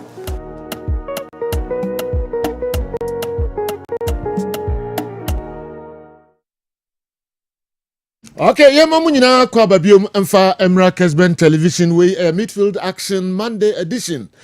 Donko na ebe peja yemu weekend activities ahodo no ɛna yɛbɛtra se adwada nɔpa na yɛde ne nyinaa no ɛbrɛ mo yɛne mu na ɛyɛ ɛnkyɛ yɛbɛtie mu nso adamode ɛbrɛ yɛn 0551599933 mode mo messages no ba ɛna ɛba na wote yɛnka live nso wɔ nkran Kessben 92.9 Accra. Na fe mu amohwe live for DSTV channel 364. Unsa ekan Go TV channel 121. Kessben ni nyina no your whole live. Sanso na Kessben TV Plus and so FA programming live. All right. We kwanuma kudidwa kakra hu ye pa. Easy manufacturing. Paint Accra yene omo AD enkomo kakra aba system no mu a amanfo agye atum ye pa na obia wa yusu bia nso AD dance se omo edem bako pe pamcho PRO no ha Emmanuel Amoako yene no bedi nkomo kakra na wakaye kakra omo ba da amanfo AD dance ho pa yes, I no edin komona wa bobo so nkra wakaka kakra ima akwaba ya me na so hu ye de already ado already ye de nyankopon asipa ye nyankopon asipa e ma ho me dese me no wanya one on one oh wow if you na bisapa oh okay that am call TV I see from Fox FM Laka enye easy oh Joe always growing young oh kakra okay easy waterproof easy waterproof one for a kahonsam boy so kakra boy kakra se be free aso ye won kan okay aso ye kese pa no abeka junction okay do abeka junction na do gina picture pause pizza family mo ha yeah do be any say esa say factory kese na no be free ye 0593 okay no free ye 707696 yes I'm also biom 0593 70 76 I'm on phone there do me answer some the +233 in the bidi kan okay I'm about 593 70 7696 okay now Sergio you can easy waterproof painter yeah the entire about the roy and you bring in and Sergio you're rainy season we are now in the peak of the rain sure na start say ya adan bebre are being exposed obi o ye ka say ni dan yunu pa say easy aje ne problem a ohun do be ye yeah na bi ni say okope carpenter kra na aba be padan so anko abon foforo yeah and now say intention na we na chimpa it dey kan nyina say wo dan ni yunu a say yo wo dem mane wo ho say na etie state na wo dem mane wo na be to ye bucket ke toy baako easy waterproof paint and akese baako now to all your leakages problem has been solved. Wow. There you say your fruit down so. There was special painters I want my fruit down so. Oh will be there na yakofro we go paint we na just na white. Ti yakwa kra o yibi. Ni da ni nyunu. Eh nyunu nya so say SSL no. SATNJ ni na. It is a would I can say say amount double expenditure to renovate it again. It's young person be company no nti say. Wo dey fire 0593 so. Okay. No free was about 70, no about 76, no about 96. The opposite only a bia we yes direct number to the factory. Wo free ya ba problem awo. Na ya what to paint ni bi utwa. Na ya frostro ni ya ko paint ya ma. Simple office o paint bi o baba ya ma wa. O de bra. O ba na paint na the emra. Ni enter the technicalities as to how Obako use paint no. Okay. Because you can't waterproof as you the exchange and say at the state of Adina Okuta now they are too soon. Now you free so now send it and say. It's here the end or no mu on tree so that. We point on trees you on trivia, on tree from on tree jack. Yeah. It's the can say what the papa. Rather not to a dance and I take you the next 30 years. Paint now I go paint it down, ever some Madonna take you the next 50 years. Wow. Because it is going to strengthen the building from all leakages. Okay. It's your free easy waterproof painter. You just no more leakages. Okay. No more leakages. In your building. Okay. No more leakages. It's a real roof now. I think you better see that. All leakages are not just any roof no. Debbie. The whole building. I see. All leakages. Boy, come on. It's a real roof no. I think you better see that and interior no. Who's interior? I don't be break. I say just say obi on dancing nyina e frofro e proper who say dan ka say ya starting from the ground level no na fro basro na ba window level na tra window level obi who say na e say na frofro na ma sent kwa badan no it is our problem we nyina no the man bass and say who say jo na ya tu anwia na ma na ko to clay it most of anwia no mo de be plastering na clay wom but many would say need the technical eye to know you go no master tia here the cement afra no mo mix no mo de titane dan so mo plaster it will also be over here the plastering in a few minutes na dan the cracks as at here ebom It is our cracks when never nature say anwea no na clay wom. Ba me no ye hu. And a Messi for the Susan who no more a cement afran no more plaster. Okay. It is a basana, a said danum. A said danum, you know, no chance as a bebo cut times 2. Because Basabako Messi for said that your moment why. Omo still the problem will come. Yeah. It's just as soon as you fear mountain ever then. So after say we interior and then we go outside the building. Wow. It is a painted down that is where the leakage starts from. It is a painted down we are. Near petit interior we are. It's you know so your marriage attention. We don't penetrate in here. Okay. It's your dear who didn't know. The air can say but too easy waterproof paint bucket back. Kessia back one like it to a back. Now the SIA then say ye paint and say Joe Toa won't to be baby now mixing. It's only water. Oh sir. Oh yes. Okay. Only water. Sergio Mima Mobia Mako you should not be a dance. I am telling you who die now or serious you know. Memory at the Aqua you should know have a testify. It's the can say some mocha and mocha and go to the full painter for be a bad. Woman discuss on go to paint or you saw to be there or the mix. Yes. But we the make a chance so Casacha can say who is so can hear the mix. Okay. It's the oil and say ye paint and say waterproof Nintino. I'll start to cry. My crappy for bar. On the competition. Said the can you now say Dana ya dine that dana or near painting that idea. Ubeto ye painting what you do ni say. Ubeche painting too. Uchemutua. Uba makes it half naka or bucket say you. O makes you here. Then essence or coin painting down that and then ye painting it, Any good painter himself for you to get a very good painting to be very best, Who rather than you free down on. Okay. Who peel off the old paint. Two who peel here. Then what you do is I'll some paper walls no. Okay. Ube we not dust abadano. Said dust bad no the oil and say fun to my go and a duster. Papa painter no more be done in a cleaning. It needs to get a smoothness level. Okay. It when your smoothness level the oil and say half an hour one mixing or bucket no. I feel now be apply walls no. So after applying what you the what apply we now you leave it for the next 24 hours. So assuming you started painting it this morning at the same time. Now me add more at the same time you are going to add the second and the final finished product. Okay. It's at that time no now fresh coat tonight I saw was loom to some mine. Say just I can't buy him. A mine you can't buy it. It's a paint it. Anything you can say and your painter who paint ya na probably you are good to go. Who painting in now? Germany or 24 hours. Okay. That is umbrella. Okay. Then the next day no but not painting I think saw walls no. Assume. Okay. Some mine. Then you are not going to add the finished one.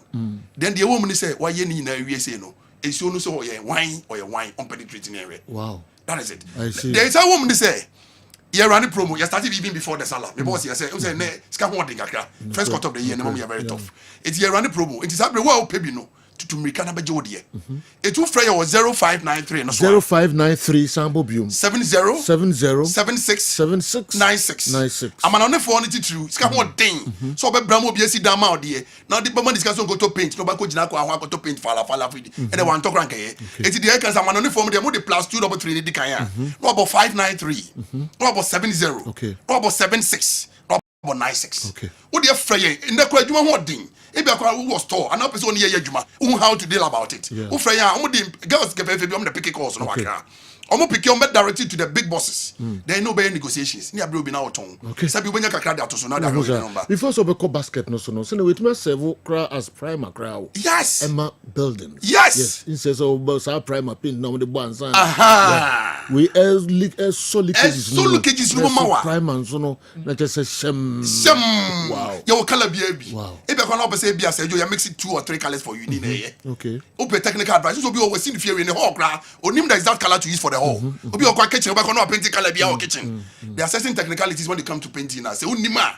Oba me the color bia painting o diama down be pasa. Okay. Then back to me can tell me banana be crab can tell. We say the bad I can tell me. Who say exajo? Who me can tell we are e be o di kai o sre kakra. The woman they say yeah so na you need. What do film me there? If paint easy waterproof paint am there from. I na make us answer we film. So okay na some na be catch say can tell them who say you so na you no. You buba to also me if I can go so. You na no na can you say Joe. But they were right, isn't it? Yes. Because you cannot send who to me for calabash for you. But easy paint that romantino a silly to grenade. Wow. Easy paint na mo dey from. Easy paint na dey from Sergio. O dey so be jahwe am any problem. Oh. I'm going to say that in the city. Is you be any? Wow. Yes. It's you can paint white. You can take you. Oh yes, easy paint that room. It is angry. You can see a palm of think. I'm not saying that nice. Oh, see blue there that painting no. That is it. It's a train there a white near the paint. You get the DC 24 hours then an Americano. And I saw to crony them some mind. Contain that is a leakage back who cry. And to be the show be gum no what they are dancing at what here for. It's in you pen your two paint Ghana ha. Your two million near Chelsea. Okay. Obiani wo ye paint manufacturing company or Jin who say the paint here waterproof saying. It is Jamaica in as a fire was 0593. Okay. 70 76 okay 96. I'm on only phone to true a plus 233 70 okay plus 233 593 70 76 96. Sergio, but it's your good can and I mean rolling no. There me boy what for Sergio ya it's your gum and show him Sergio enu ni. So the gum obia who say me the gum enu ni. And enliki fa This is what we bia. are trying to say. Say ebe liki ada catch Sergio half la dia catch. Enliki. So to painter. And what easy waterproof paint Sergio. Wow. Paint we na odi usika to a what save we dying. What save we japade say be dying ne bo dying. Ultimately see a room or 2 bedrooms or 3 and I'm probably na dia jawa no to paint papa dia painting. Okay. That be America adware dey na adware Sergio. Ba ho brand dey show at the studio. Easy. It will be almost papa. Brand here one brand. The which was Imo. It's adware dey na be dware. Yes. Some dey be dware obi animo but ade obehye dey abadwuma. No cre. Obi who was Sergio heavy. Yeah. It ye can no. Ye 2 million na e kire si. No cre. It is Sergio. Yes, me be sorry. The basket in the show guma. Enu ne gumu na. Enu ye workers ni na ube kono. Omo pon adwuma no mo de sabi no wrong sir. Ya the way ankra. Sergio. To die say ya na easy bit my yire no. Ayire no. Show fa babia. Esa man. Show fa babia. Wow. We say titinu kwa no mo ye monshem more. It's especially mo ma ye monshem no. We say leakage is start here. Nkra keke. Yes. It's the can say. Scan what din Sergio. No cre. Nyame dromo no wasifia. To paint papa paint fie no. We start from the ground level. We ba be roof, we be bibia na paint zo nkoto aba. Aba. Yede the any man say bibi fia broche ba na say na papa. We ye ba Ghana over 40 years. Easy paint. Na mo no munim ye de no munim. Na de model rule. But ye hu say ye din pa be brabro. This is the time I rare ni say ba out. No be ati yanka. Okay. I say very good for swimming pool. Oh, okay. Swimming pools. Who's be on the pool every day or 2 days behind or 3 short film. Comparing to woman in why. Easy waterproof paint will solve your leakages problem for you. It means sorry. You won't cry. It can see a pan one cry. Abaka Junction. Oh, Freya. Omo ma pick course no the nearby sales point. If you it's over Freya was 0593 0593 70 70 76 76 96 96 0593 0593 70 70 76 76 96 96. You can easy waterproof painter. Yeah. Make coffee me so no more leakages. Yes. Easy waterproof paint. No more leakages. And no. I did not demonstrate to cry my hui. Contain pow. Contain. Na ya dani nsuo guma. Emfa babia. I like that. I like that. Intimisro ma easy paint no enye unua wadamfo. Obi bia na sere waka no dan esi eja eka wom obomodin de kakra esi ho na nsuo eba be say edan no. Momfre numbers no 02437076. Eno yen kran. We yen kran de. Kumasi de ne ye and me correct am. Kumasi de ne ye 0593. Okay, no so material so. Yes. 0593 yes. 707696. All right. Momfre numbers. Is me to show no every day. Esa oba. Ocha meba. Esa oba. Baby ameba. Esa oba. Boame. Mi hian wa ha. Amanfo hian, oso hian kofo. Na mi akasa personal so me hian. Oh, basically there is no problem. Me dada ba ku bi obokru me ha ya dwen pa wa. Oh, only problem, Sergio, only problem. All right. Mr. Madam Makoye PRO Emma Easy Paint Manufacturing Accra Easy Manufacturing Paint and all this uncle Muhammad Abraham Pamcho Massa Asemi me paucho P and no money komo na omobe boa ye papa leak eto esetra na hadwen papa leakages nsuo to anya hoho na odi hata tata na de wiesi hata na de yesi very ye pa easy paint abama ni nyina eto etwa Kessben television here to also the amamo Kessben 93.3 Kessben 92.9 na fe DSTV channel 364 kwa miki the local stories no ebe brain but before so de beba no anka minko Steven minim se kala beka ho dia se kala emeka ho a yema Steven entwen ye kakra bi bewura ho na osi obewura El Clasico na ekoso ema eche Madrid edwa omo eche no key incident no obohwe kakra ede amayen na fe MGN FA Cup semi-final game between Brekum Chelsea and Kumasi Asante Kotoko share 1-0 ewo Takwatiene Stadium hono and also no ode honsam kakra abrayen yentwa so emfa emamo champion Joe. I want to hear from those who said we should go for coach Buadu, whilst Karim Zito, a club legend of Asante Kotoko and an equally competent and loyal coach, was doing well. Karim Zito must stay and do the work if he clinches the double of the material at his disposal presently. Lavency, Jumaura, Ankasa, and Adani Wei, and so Abegum, Ede Amaye, Akosia Frane, any Okocha and Tokwe, so Dabe, and Ebabisi, so Okocha. Okay. As Okocha again, and referee Maswell Hansen. Okay, as Okocha again, had referee Maxwell Hansen also pulled muscles when he was also changed in their game against True Democracy in the quarterfinals. Se Anka Odan was a kwano etne. Akwesi wo how pa ne se wo penalties mienu, right? Okay, Steve Obeba near so penalties mienu na. Akwesi afra ne se yanye amfa Brekum Chelsea no. Kwa Mickey saying nyame adom ho yo nanso e akopa adom me ho eye pa de nyame ase akasima enai na dumienu abo minim so the local stories no beto aso amamia ananka me di dwa ba miense bi na ansana odi eno abre no aba na sese me okay. beto aso ni nyina na minim se kalaba dia se kalaba enka ye joint onya mai so aye be ma Steven aye ye ne sa kan bia no na fe so na okuta stia no me na mikuta ti be bia penalty mko okay. So we know your co-pilot. Me co-pilot, but co-pilot at times you do a joint show. Now pilot talk to us. Okay. Nti one uchi madi no. Tuzi wa dama me.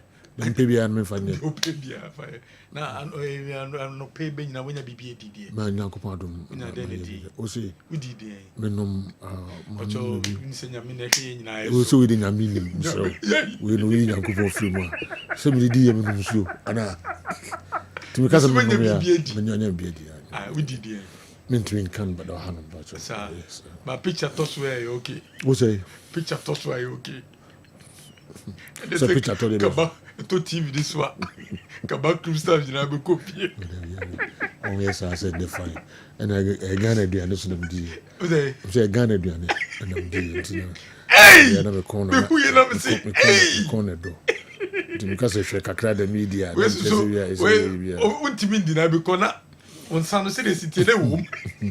I mean the chiro say didi eduane pa. All right. Good. Wudin and assist what say? David kesa. Me say ento so. Na one killer na edin komo no. Killer suntua.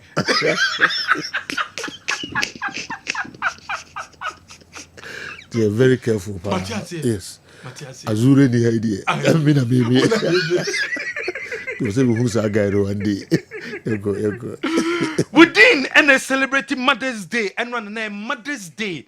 Na emba na wie yo, ye celebrate ye mama mo, ye celebrate ye aunties, ye celebrate ye girlfriends, ye celebrate ma oh we are fine nyina. Enu nti na wodin se bra na be pa de papa koma yere, bra na be pa de papa koma o mame, bra be pa de papa koma wo auntie, bra de magia de papa koma mami bi na waboa no, o office o mami bi ade bia oboa no, sister na wo office no, bra na be je ade koma na, abra wo de wani che wodin your office no be penya ma papa ato na ode akwakoma eye ma ye celebrate ma enu nti na wudin se bra Kumasi City Mall, SG Mall and na say dum Unicorn House udu one yebema nyama papa na odi akọ celebrity obana obese ukọ celebrity no Toyota Ghana Company Limited omana de Toyota Starlet no e de abedwa so na Starlet ne de ehia se obetimi enyaka ibi na wonso wato because se ka no ne ho afe ne beauty no awosro ne performance no so awosro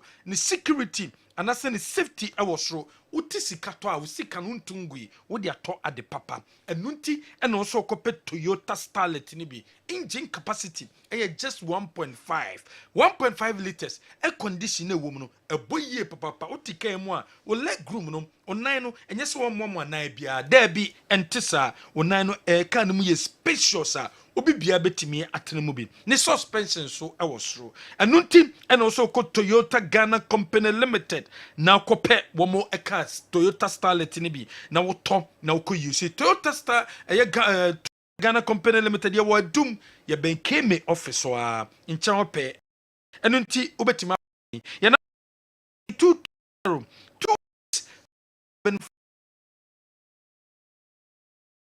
where you go baby be ko me su MTN home na MTN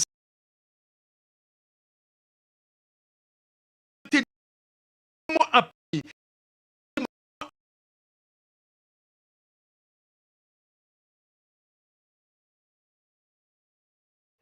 Momo app na obes amount of money and abesen so untie sika bia yes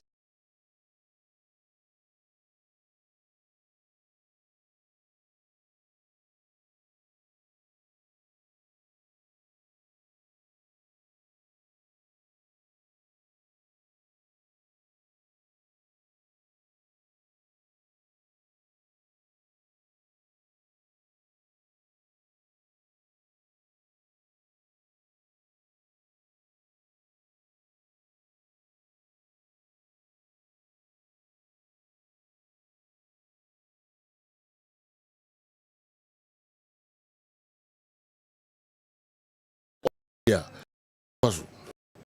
so enra Monjic Stadium no FC Barcelona eto inside the Real Madrid momo ediboni na match no ba na wie na chese scoreline no koye 4-3 na mpanyimfo wonum kasa bi se wo ko no manu makrum a yenyi prebuo wo kwa so nanso bobo kwa ne de Madrid amfa sa asem na amfa nso omutrim eno ane se omutisi bu no eno mkwache first 2 goals na Madrid se ne ebai modea eno momo ekanan momo team miensa na matches no anase match no ba na wie no key incident a isisi mu no ene yeba bedi hu nkomo ene enso anopay na the second goal Madrid ehye no ade said the build up to the goal na bon ekra Lamine Yamal na ya Abrante and Lamine Yamal was fouled and san abon ba bedi Madrid for hono mo progress mama Mbappe akwa the second goal referee no ejina so eye goal no say eye correct goal wotime eje no Madrid enya eye goal etoso mienu nenso enam say incident no edi kan see here on your screen and san abon no every Barca for eye Lamine Yamal Madrid eto asokoko she goal no na osanka referee no disallow goal no because of the foul edi kan esie wo she on your screen ti Madrid player no na etia Lamine Yamal the last part air call the boot na no hono no wetia so na osankwaje foul enso etimi edi ma no nti second goal na ehye ne de na osanka referee with this incident with the help of the VAR na osankotimi eje foul enso ere ema FC Barcelona nka goal no utimi disallow no enso panyi no Anje Hernandez Angia ema ball no ekokoye 2-0 now the second incident in the game eno eba no Chouamini ene Abrante and din na Fernando Torres na Torres ebo ball ema ball no ekoko ball Abrante and din de Chouamini ensa in the 18 and I said the penalty area na in the penalty area no wo hwe sa incident we boss ne tie ene say player no sheda ene odin sa ebom and answer one sheda ene odin sa ebom na say wo ehwe ni din dia ne di kan beka ade akira say one sheda ene odin sa ebom enti referee no anye penalty or you correct say one but the other side ene say player no twin nsam e ma ne nsa no unnatural from anybody no ana enti ne nsa no anase baby ana ne nsa no ewo no na ewo natural position anase any natural position wa sheda no odin nsa bom anase wan sheda no odin nsa ebom today you see on your screen say ne nsa no say or extend it from the body obeka say wa stretching nsa no eno no watim di abobo nanso we na ne nsa no free soro e na eba ai ba be share ball no 85 of 4 enye deliberate say odi ne nsa ebom ne tosomienu ene say na ne nsa no wan standing from the body no ene odi kwa abontene mum ne efiri soro ena eba ene ne nsa eba be share enti penkoma mi di wa kire from aye referees no kire say enam sa aye say ne nsa no efiri soro na eba ne body ne hu nti no oje penalty a enye ye nti with this score a referee no egiye no kire say oye the correct decision ene wo take ya wanye penalty amfa mabubu kwa ni dinde FC Barcelona ni nyina no say 1 wo hwe abrante ni dinde Chouamini a ne nsa na ena ne ho ene wo extend di kohia abɔ no ene wan hyeda ene wo de ebom ensa na efiri soro ena eba na nkode ba beto ne ho entie no ema wo gina so a utimi de kase ball no enye penalty enso ewo ho enti we so correct call a opanyino enso etimi enya eye eda enra ewo Munjik Sports Stadium na ye nto aso ni ntimi eni nkomo enso ewo ho de a we eye Femi Lopez ene eye Valverde enso ewo ye game nim na Femi Lopez ena hu ni se ball no attach ne nsa ansa na onya sa opportunity na ayedi aboa no na wode ball akwakoto atenem na enso ball se wo ebo player na ekokoba ene se emra ball no ebo eye Femi Lopez ensa no eto ho ema eye branch ni din eye Valverde ekofa ball no se wode ko na enso Femi Lopez esan so react je ball no edufri ni nsem enti ball no ebo ne nsa ewo hanom no amwa no ankwa nkoto nanim amwa mfa ball no ankwa nkɔbɔ anhye na emom no ebo ne nsa ball ne san kɔ nachi ema eye Valverde efa ball no ena abranche ne din eye Femi Lopez ekoyere no anaso ko tackle na waji ball edufri ni nsem a or finding the way out into the Barca bobo kwa ne din Madrid dom 18-yard boxer okobo ball no edit to atenem enti go we na wode sa allow we no okɔ referees na nkasa emra mu dia ne di kan ene se ball ne nsa no eno no to aso ede kokɔ hyeye anase ball ne nsa no ball no kɔ ba bi mokɔpre ho esan so ege ede bai in on your screen ene se ball ne nsa no ball ne san kɔ na chime kɔ di Valverde ho ena okɔ tackle Valverde ege ball na obesen ede ekɔye enti ene se referee no anji go we ya it was a wrong call a referee no anji ni nyina ene se ball ne nsa straight no and lead to ni go na okɔ hye na emom no ball no esan so da beti de kɔ Valverde ho no ma Femi Lopez tackle Valverde G ball no ebesen enso etime de kwenti it was a wrong call from the referee Hernandez so one go away amfa ama FC Barcelona na chese de no so esi etie ewo Munjik eda enra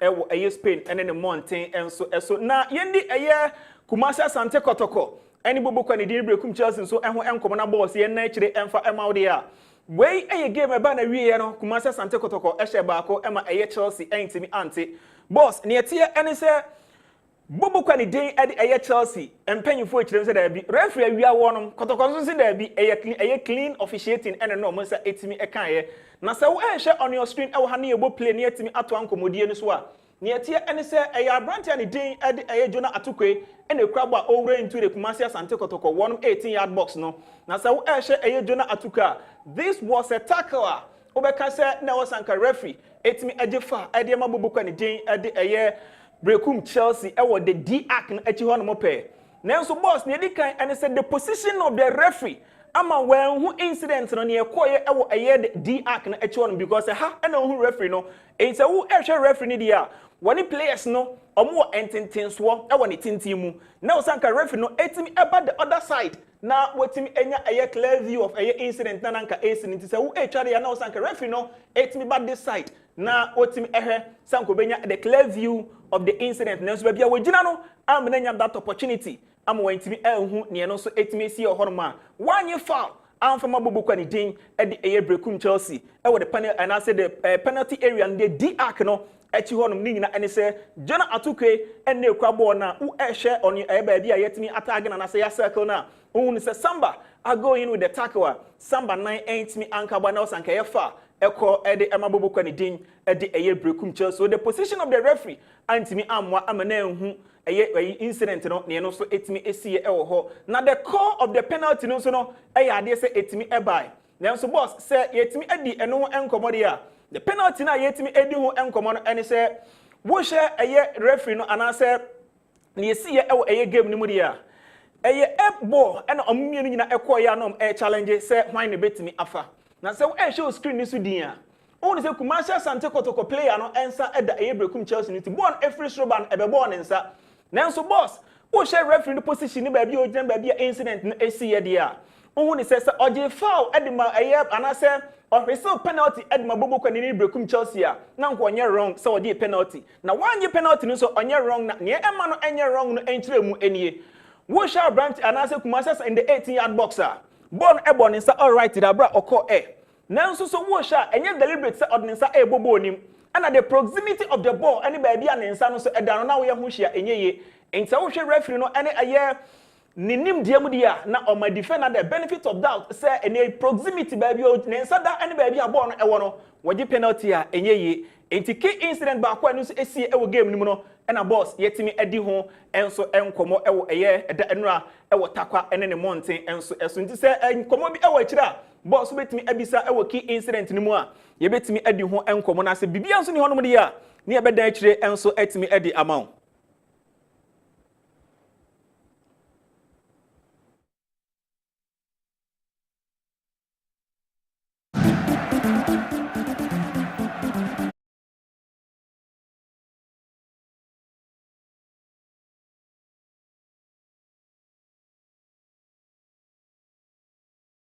Come make me out na welcome no na ekohefa. All right. Yemfansia Steve na yete in Kano. Mickey, yes, the local source no beto so e de ama yen sisia. January na 3 o'clock and again your boy your quarterfinals game. Ewo under 20 AFCON ekoso Egypt and Ghana your boy quarterfinals game na ye ne o me fenu Egypt and airbo Egypt and any omobo a big game airbo and I'm some coach Desmond Affair when some of the tuja was with the finals because bought against the host nation one more supporters behind them and Egypt team so or more strong team was stadium no one so more strong team here but bantu or be fan is a finals and obo 3 p.m. and a Kingston bebaso coach Desmond Affair final is a final. I think it's a golden ticket. Everybody wants this ticket, and I'm sure the host nation will do everything in their ability to also win the game. But all in all, we have to show that we are the better team. I think we are not only playing a team, we are playing the nation, we are playing against history. So we have to be on our very best tomorrow to make sure that at the end of 90 minutes plus extra time, we are the winners of the game. Looking at the squad, they've got some incredible players. Looking at the captain, Ahmed Kabaka, incredible player. He's the engine of the team. Good pass of the ball, technically very good. Omar Kader from Aston Villa, can play on the left wing, can play on the 10, also very, very good player. But they have good players, so we just have to respect them, respect the team. We have to be on our very best. We know our qualities. We have to stay true to ourselves, our DNA, our philosophy. The boys, I want to give it up also to the boys. They're working really hard. They're very hungry, and they want to show the nation that this is the future of our football. So we're going to do everything in our power to try and give an incredible performance tomorrow. It's a final. It's a final. I think it's a golden ticket. Coach Desmond Affair ne sama wode atu dwano no hyene so say Ghana in Egypt and about 3 p.m. Jerry Afriye osina kind man na 20 team no obakaya ne club Anthony Sane friend ma brante no koy na se wasaso ba back a join the team no abra ye kwakobo ye sa game ya ye finals e de ema yen bo Egypt and then you trust what that stories you better can call Ghana Football Association and the Ministry for Youth and Sports one more say there woman you know press justice ebeba ediama pole because of intokwasam koso your football mu and I'm some market ESO kreku or your GF president no when some of there to so GDS I say justice there a badema pole one more me involved in I say to me arrest you mo say the be my sanity about your football no more to fight hooliganism. Hooliganism has no place in our football. If we continue to misbehave, if we continue to be hooligans, we will continue to lose lives. But that is not the essence of football.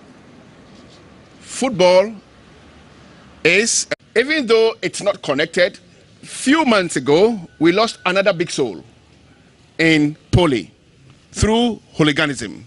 Is that not the case? As we speak, we've not found the culprit. I'll use again this opportunity to encourage the police service not to renege on their chase to bring to justice the perpetrators, the people who caused the loss of life, who caused us to lose Polly. Justice for Polly is still relevant as we continue this journey of remembering the 127 plus souls that we lost here on this soil. Justice for Pole is very important here, Papa. Pass a woman mutation, you know. I will say to me, arrest you. So, the case is still going on. June and June 5th, and a game, Pole case, no. You best have so biom. I was Sunyane, and no any city, a city, and so. Honorable Sports Minister, so Kasai found was say a violence in Toko Kosum, our football, was so sucha. And also supported, was Pole, and so justice about a day a mano. In ourselves, as club owners, as technical team members, as fans of various clubs and lovers of football, that whilst we chant and support our teams, we must not move these chants to the levels of what? Violence. Never again should a soul be lost. The loss of Pole recently shouldn't have happened. And that is why the government of His Excellency John Dramani Mahama and our ministry is determined to collaborate with the FA and police to make sure every single person behind this act is punished.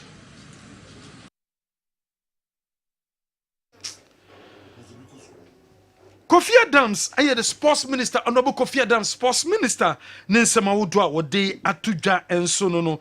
Now, Ojidi say, a football venues, no. Ma obi energy so call akwa matches a man fan se ne trim say imponent to kwasem na koso was say yi sad ni fio because ya football venues no akwa say war zones awodo. Not shield anybody. It doesn't matter your status, because we want people to leave home, come to the stadium, watch the game they love so much, and get back home happy persons. We do not want anybody, when leaving home, it's like you are going to a war zone. When you are going to watch football, that should unite us.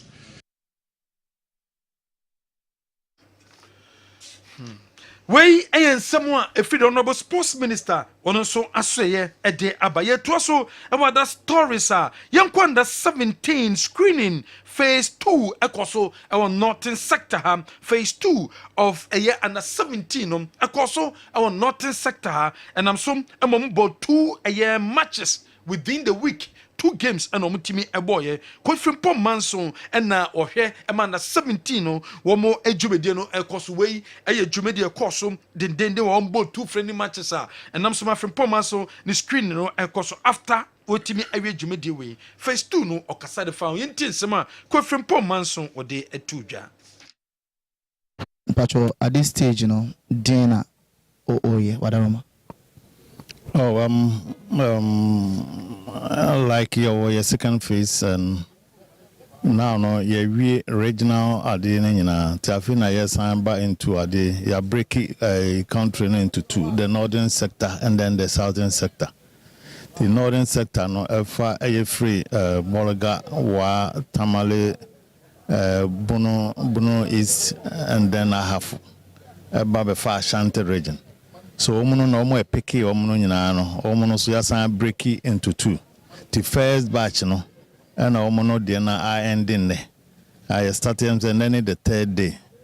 And then over here starting the thing was na be a 15 minutes na the amount to show we be kakra, but the next phase no and we will make sure first day na we will train with you. And then the next day, player Bia Befano Bia will get 90 minutes. Until you about 4 games, and right about 2, and then next just about 2. And player Bia Befano Bia, I perceive the who said a true reflection of honor. Because it be a first and time, no, so at this time the amount of full 90 minutes, so we be a Obiano, you bet me and home. So that phase no na now. So we the first now. Now the second group so beba and we a china me adoma we mu na wie ne to mo beko o mo ben no ye be mo makon ne but o mo de no abia kwan wa ne be mo a china no pa me adoma na o mo no soko and then na the other groups no so as aba until we know hopefully by Tuesday and Wednesday na second batch no so de no end necessary afia ho say ye wie the northern sector no afia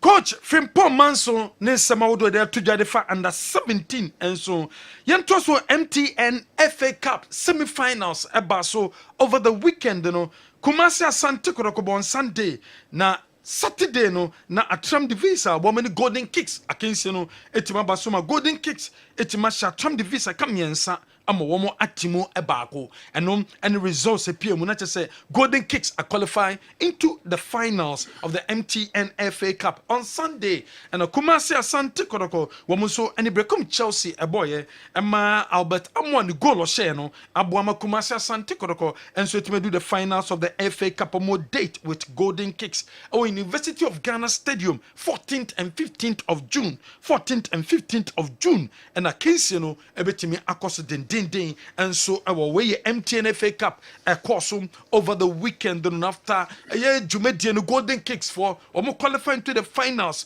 of the FA Cup no womo celebrate ye papa say womo ayade because Atram the visa abono mode and metima Atram the visa no ma qualify ko finals there womo India gonti watakwati ne park no womo celebrate ye papa and so ewo ho we a golden kicks for and womo celebration no ye show Kessben television so metima qualify into the finals of the FA Cup Kumasi Asante Kotoko and so a qualify into the finals of the FA Cup no na bobo de so de Stephen ebenwo djuma de mai brekum Chelsea omo penalty appeal abomo call for our Kensington so munya penalty na so referee awogina ntem no wentimi anje amfa mo eno ne ehwe Kessben TV so a Stephen ebenwo djuma dintia penalty no and also ekodant after the game no ko samobodo wono so call officials no so GDA say said we must di games no so no o di game no wo man di niye enu nti orashiko officials no so toto ne nsa our touchline so GDA say referees no wo mo modimo no and so our form ye papa wo mo anya de abra game no and so course so wo ye sanyama we nyina awie ne so no ana okọ Kumasi Asante Kotoko place no akọbọ mabaso ne technical team no so my ade simple no FA Cup no wo mo team qualify into the finals coach Abdul Karim Zito and a coach at the Makotoko. Wakasai at the for two competitions at Kotoko Airbo, FA Cup no and in league no. When is someone a coach Abdul Karim Zito or the two jar? We are competing both FA and the league. I said the league is not over until it's over. Understand? But the FA, we have only one option. The option there is to win. And so we should go there and make sure we get FA. And then when we get FA, we also chase the league. So now, I'm very, even though we've not yet won the cup, and I would say one of my legs is there and the other is back. So I'm briefing the AF reporter for qualify to the finals. I'm okay with that. So now we are going again to play the league this week. So we are going all out on the league. Coach Abdul Karim Zito was said the night bako is the finals of the MTN FA Cup and until weekend omo call out into the Ghana Premier League no said the BM ebetimi akoyem and so a day amano finals are FA Cup robabo against Golden Kicks okakakra e de fa ho. That game, that team is also over there. I qualified for it's my team. I know they have the consistency there. The young boys can play. They can do everything. But in FA Cup matches, the whole world, you don't. That is why we name it here. So you can't underrate any club until you get qualified. You understand? So I don't care because they are the Shua or I don't care. I'm going there for the cup. So whoever comes there, I'm going to deal with him. I'm going to fight him. I'm going to make sure that I beat him anything he comes. nsɛm a coach Zito di to da beta amwa enso kasai asabre finals or kasa de fa ho and osaso kasai e de fa ono ene kwa mpoku se omsi ebobo ye nikentie finals no nsɛm o ka de fa ho. Okay, medium. The Americans are parking a very good park, and you see no pitching kakana. I say a very slippery. Nti omukaje ubisa say you beat me okay and I'm saying but not my problem. I'm sure say in you now make one say how me pan. The about this game, na my margin say like I will protect myself and also like the moment share game, the maximum points in that period. Oh, I'm very excited and I give all the glory to the Almighty God for like bringing me back to the pitch and also like making me stronger again. And winning now where I am like even in the training grounds, I catch and say me say me enjoy cup there, me go Africa. So you have opportunity about semi-finals. I say you all alternate to me, you qualify to the final stage.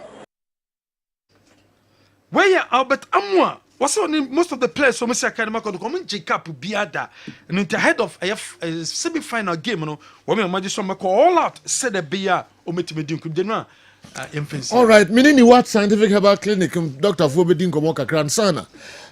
Local source na akano ye biom kakra intimi enye nyina awie kra yebesan atoaso ebiom ano wo ha makumasi asante kotoko sanso na Abbas enso a transfer for Hatchfuk ye kwaba na fi ye baby local source no emu enso kakra na Abbas afi cap bia bo wafrim trophy bia abom anti was what is Kotoko nje ba kokra opesa utrese Kotoko mene Kotoko nyina ka at least on the or semi or co-finals onye but owoni da so kakra see ya we nkomo general we die mene nyina gina wan woni da so ne say see ya nya di da so asem me na me busa o say Kotoko woni da so onso wo woni da so Kotoko nye ka menye ka oh Abbas general teacher busu asema na oti do no busa na student wo oyi na se Kotoko woni da so MTN FA Cup no owom tintenti the league ni kura de wo so onka ho or co finals ndi woni da so bi but jo musu woni da so yesu woni da so e wo de bem ye bo league ni betima de has bit magic league league se woni da so ni da so pam jo mo yon komra ye ko ni what na fi e ba MD na omo ni da so e ba to mi musa wase o so woni da so magic league na ni da so league ye ba MD enye wase MD di o metimi asake me ko ni what scientific about clinic Abbas leader so no league no MCN no mo free etiefo ni ahwefo bacho we kwati ene Dr. Paul ewa ha you know link work akra has Beji league no okay why mo bia tututu o studio yanko general say odwan be unu onwo ya your friend odwan never said that it don't we do you fool papa has for so as a motor said you never say that anything can happen and you know motor no be yejuma okay na motor no bia na yejuma okay is a league di betwam league ne masubio okay right general yeda busuafo nyina se ni what scientific hospital ye share ye bedi nkomo na ye suade enso kakra eguso ye di commodify yare ahodo ho afen haban hodo anyakopon de adom ye na ebetimi de ahwe na de atu yade ahodo na sen haban a wankasa ofi a obetimi anom no as detox eno ankasa be ye nipadua ni adwuma nyɛ necessarily se wo yare nko ana okotia haban bia na se obe doctor na obe no kwagire wo haban bi wo no na adwuma pa ne se enyi finfamfi nipadua ni nyanto boase akyerɛkyerɛ saa haban we nyina ene ɛso mfaso a ɛwɔ ɛdemaye last kedi nkomo kakra de fasi kyiyare diabetes ho se de be nipadua ni mu a niema hodo ne ne nsunsuanso bi ɛdadi we nipadua ni ɛma ye hu no ɛnanso yedi nkomo kakra ɛde afa prostate problem ho esan so he yem prostate na se o prostate no hye ase se kan nsunsuanso ɛdadi we nipadua ni mu no ɛya ne diabetes ana se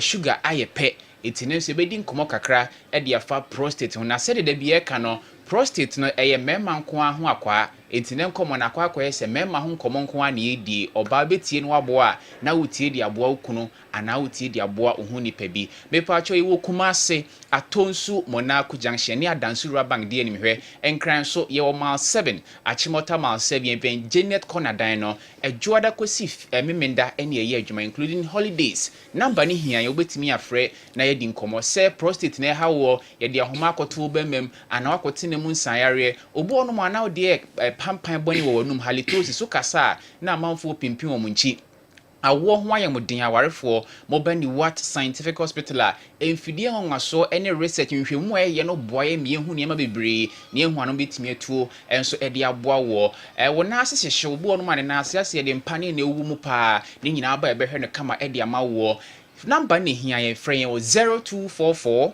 08 7687 0244 08 7687 0244 08 7687 yebedi nkomo kakra e dia fa prostate na as usual ne so me Dr. Paul ha na Dr. Besha se na fe ye de kakra so e de awie to e de magusia doc Sajo into your kakra prostate won komo de bia na really mysteries nko because said the ase no entesa anti obi bia o tie ni wa scientific clinic ya ba ya na pese ya bom modern ama onya nte ase wo de woyem because nhwehwemu che se problem bia pese o solve a watima hwehwemu ye hu problem no ba bia free ba no aya na na solve nya de nti ne ka se problem well identified aya na halfway solved e ba se prostate ne bibia te se wo pompe ball ana se wo pompe car tire na no inflammatory mi free abonten ko inside ba inflammatory mi free inside ne ma nti e frɛ se ayɛ valve and I said a valve in nature.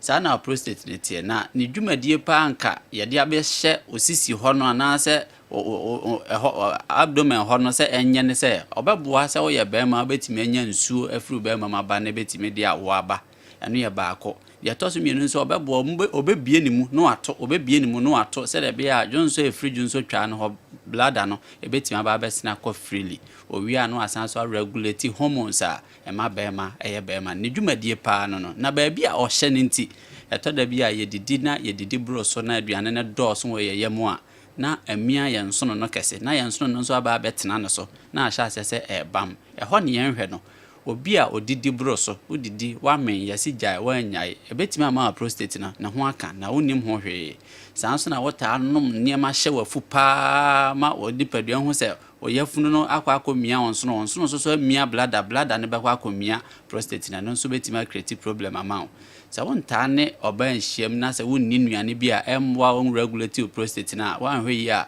na akofa problem aba ana wo sanso de oban hyiam bro sonso a bebrebe so a ne no so asan akofa ha na ba because no oto no wabie nti wo de picture ball ano na ya de pompe ball no se de mo ya de valve ni rewram bebre no na tintwo wan hwe ya nche bia be sha se edwo sanso na se won ha na adwen kra da ba ya wa adwen se wo de valve bewram wo be fekire na na nkoda enti picture ni yi na sha se o ba betu ho fa prostate no ho se wo test se nko a dia probability say wonya prostate mo ha bi na ye high prostate mo ha no so no de o ye stubborn pa no nya no ne ye hwe no prostatitis ne say o prostate no ye enlarge no eno danche na benign no so danche sanso na prostate cancer no danche ye wia prostate infection ye very very stubborn e ho no mo a infection star ye wo a infection it me travel na akwa ye prostate no ye infected a ni treat ye dey betime the symptoms bit say osisi eya wo ya denden betimi lead to say ojonso a won se mu pese split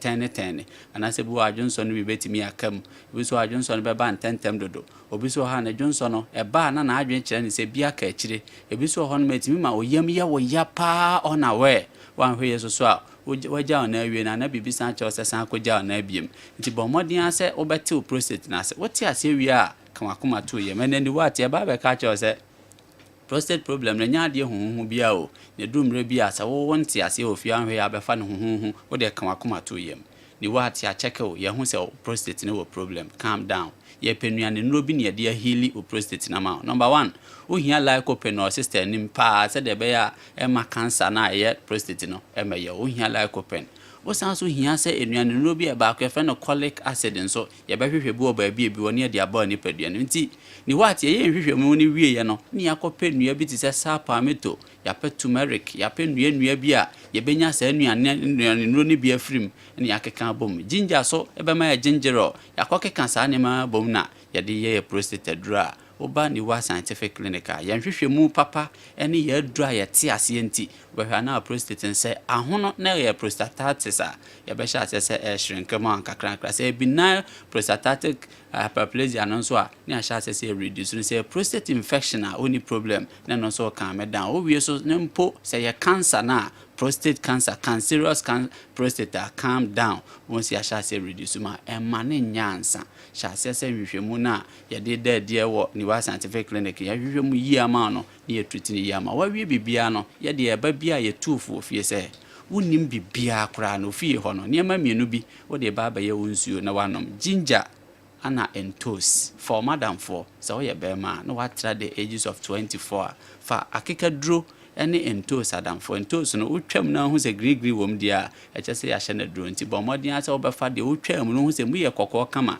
wa blend entos ade ginger kakra ka ho aya asone so na de bia anye wo juice me pa achewo we ya brand na wuti me de ma ne you protect your prostate the what ya adwen se e free na akopim the end of this year no bema bia ne prostate wo problem no ye bebo modern na kasa church ne ma bia ne so nya sa problems ne do so be gu ye so kra hwe na obia bema bia ba ye hose ensa ne ade bia ne antimi anye ne nyina enti ye ba se bia ye de afutu obi to ba bia obia e bia na okwan wa wontimi nto nche ye ne mo so betimi ato ache ne nka ye the best ye hwehwe ma ne hu problem na ye de proper remedies ama proper medicine nemum se sia wotie media the basic thing am de be man say pe ginger every ginger akekadro ho owi anu abepe lycopene every toast tomatoes ho o kan mo mienu boma you get the juice from ginger and tomatoes the bianya juice betima no bia no ba betima no bia nyumbre kakra prostate no what treat cancer what treat infection what treat prostatitis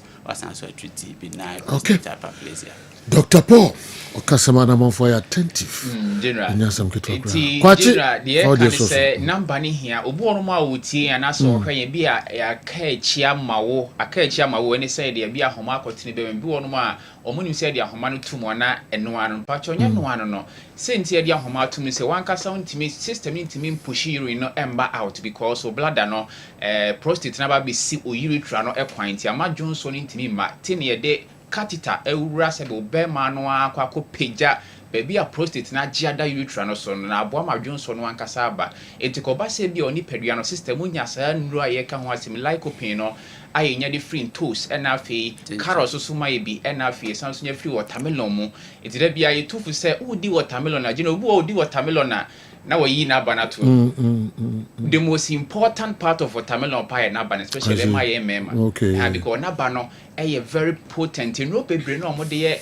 enu na ye ne o normal timi no oba hia me eche ne ade no dodo na aba kenka adaka no ho a bonsi atwere watermelon seed enti watermelon aba no very very potent udi watermelon na wadi kokko na wie wanya nsuo no but aba na ya de ehia yi pa ti a mumia nwe enka aduane no ho the general obo a wo hwe anase wutie na se bi de be ahoma akoto be memo a enka echi obani what scientific hospital a safutu ede ma we efo adi die mo na afie nsuo ndu ede ma no udi so a etimi bo e masa ne mene nyina no nso utimi de ho yare bi ha obi a no ye kampo so bitimi aba ya so ni ahwede am edi mfidie nso de aba oba ye de si so aba bi yare bi a hye bi ebe ho ye timi ho adru se fata se ye de ema wo yi wo kuma ase atonsu Monaco junction ni adansuru abang de anim hwe enkranso mile 7 achimota mile 7 ben Janet corner dan no infections na ha wo anaso prostate ni akan wasem diabetes esichire yare pressure ana ulcer typhoid na ha wo a oba ye ho ebehwe kama pa e de ama yade bia wo de afrini ni nkomo na afutuo na emo ebetimi de ama no yetimi so de ama number no ne hia eye 0244 08 7687 0244 08 7687 0244 08 7687 general. Okay. Yenna mwasi papa Dr. Paul Kasana say ano afa pen ni paper. Okay tomato ni friends ginger no na wo otro na say wo de me untu mfa bibi asie wa trotro anoni penyi o epo obam te du baby a imagine na dey nse obi FM e ka the same thing say o ye bema e betumi a 10 bia brandy tomatoes okay na no pakra bia wo betumi a it was the ginger ka hon trotro o ka ye na me ama me ginger na ka e be bo apa all right yes na ka say opem na say hu greenish color enye dru ne dey we say emu nyina red okay na echire na emre if one of one say echire den it that whole 1 week na employ but how can in toast that whole 1 week na say nti na de ka ho no tomato na omo ka na omo chirem na de obepem a green no abano green debi yedamasipa Dr. Paul enafi kwachi ebedamasipa papa yebefa local stories no enchechemu kakra se na bedi kaka no ano wa ha sanso na bas wa Andy Kem enso ewa ha yemwa kakra Steven enso behwe game no mu kakra bi de amayen na yeni kan enhwe 25th minute Chelsea is 25th minute omunya penalty bi yenhwe no na afi yemfa nko Steven ho na onfa de aka no emre Tony is 25th minute no I ready incident be ni see 25th minute yenhwe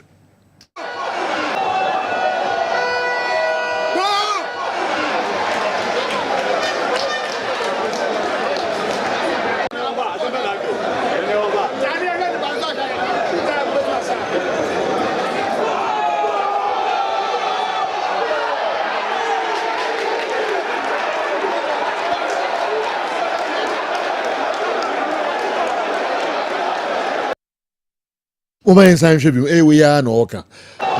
Say amunya penalty. Referee no and one sign Omayen should be. Okay, we not between Chelsea for one sign. Is that my question?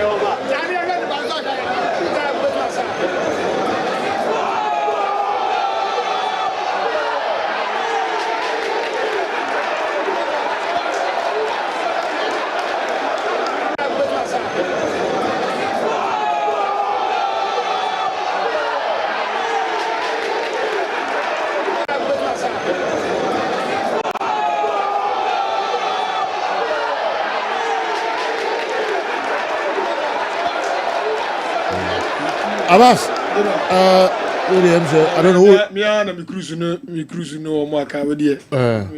Coming cabima with you. Any penalty. Okay. I got the only museum, you know, Mutia penalty. Overcan Sisia. Okay. Me ready. Yes. Me who be penalty. Okay. You will keep on a call for ball. Watch a ball. Also, also, you want to say, Obepe ball. And now one cannon. To can keep a for ball. Penalty. Football is a contact. Yes. But the beba, bad, the foul, Baba with you. Abbas Park with you. Okay. Keep on the end, I'm suspecting. Keep on the go now, P. or the Zabako pen, and keep out with some you. And also can hear Wakasam come on, they better. We have said the moon and America. Okay. The moon and America. But what's the moon and America? Okay. And themselves will be able to say, Basubu. Never heard the walker. Let's have Basu. Keep on Nippy and suspect. What one Tiasi? Sir. Tina say, Papa, Tina since we okay. What was some actual goal now? About one Tiasi. I don't know. Keep on maintenance. When you go, go near Abbas. I had a born come, but keep on the way you come. Where the Abbas who say penalty. Watch a ball. Until you who penalty be a one. Okay. If you ain't sure to go now, Abbas won't just say. We got to go no. Tell me one of us will agree on the same in the Quachi Bono. And today we'll go to go so. Okay. Don't you have it? One him na na muchechi. Why you want to do? Go ha. Any. And I go any. But we na me feel almost a parity. We na me say almost a parity. We. Okay. We na so we na penalty ni. We is on huni. Huni na penalty ni. We zuzu a huni. Okay. We are sure to go goal. We are sure to go goal. We are sure to go goal. Area ha. We are crossing no. Any goal in it, yes. Yes.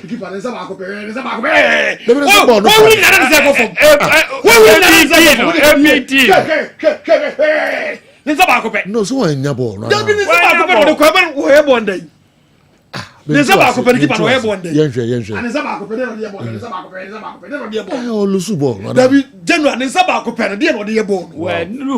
Okay. Where's suspect? Or suspect. Or suspect, all right. We say investigation. Oh, so we see who no. Mama call Steven ho. Na be 5 minutes bi. Na Steven fan incident no na fe yemra. Steven ya go go ni ye cheche mi. Sivo me eti o.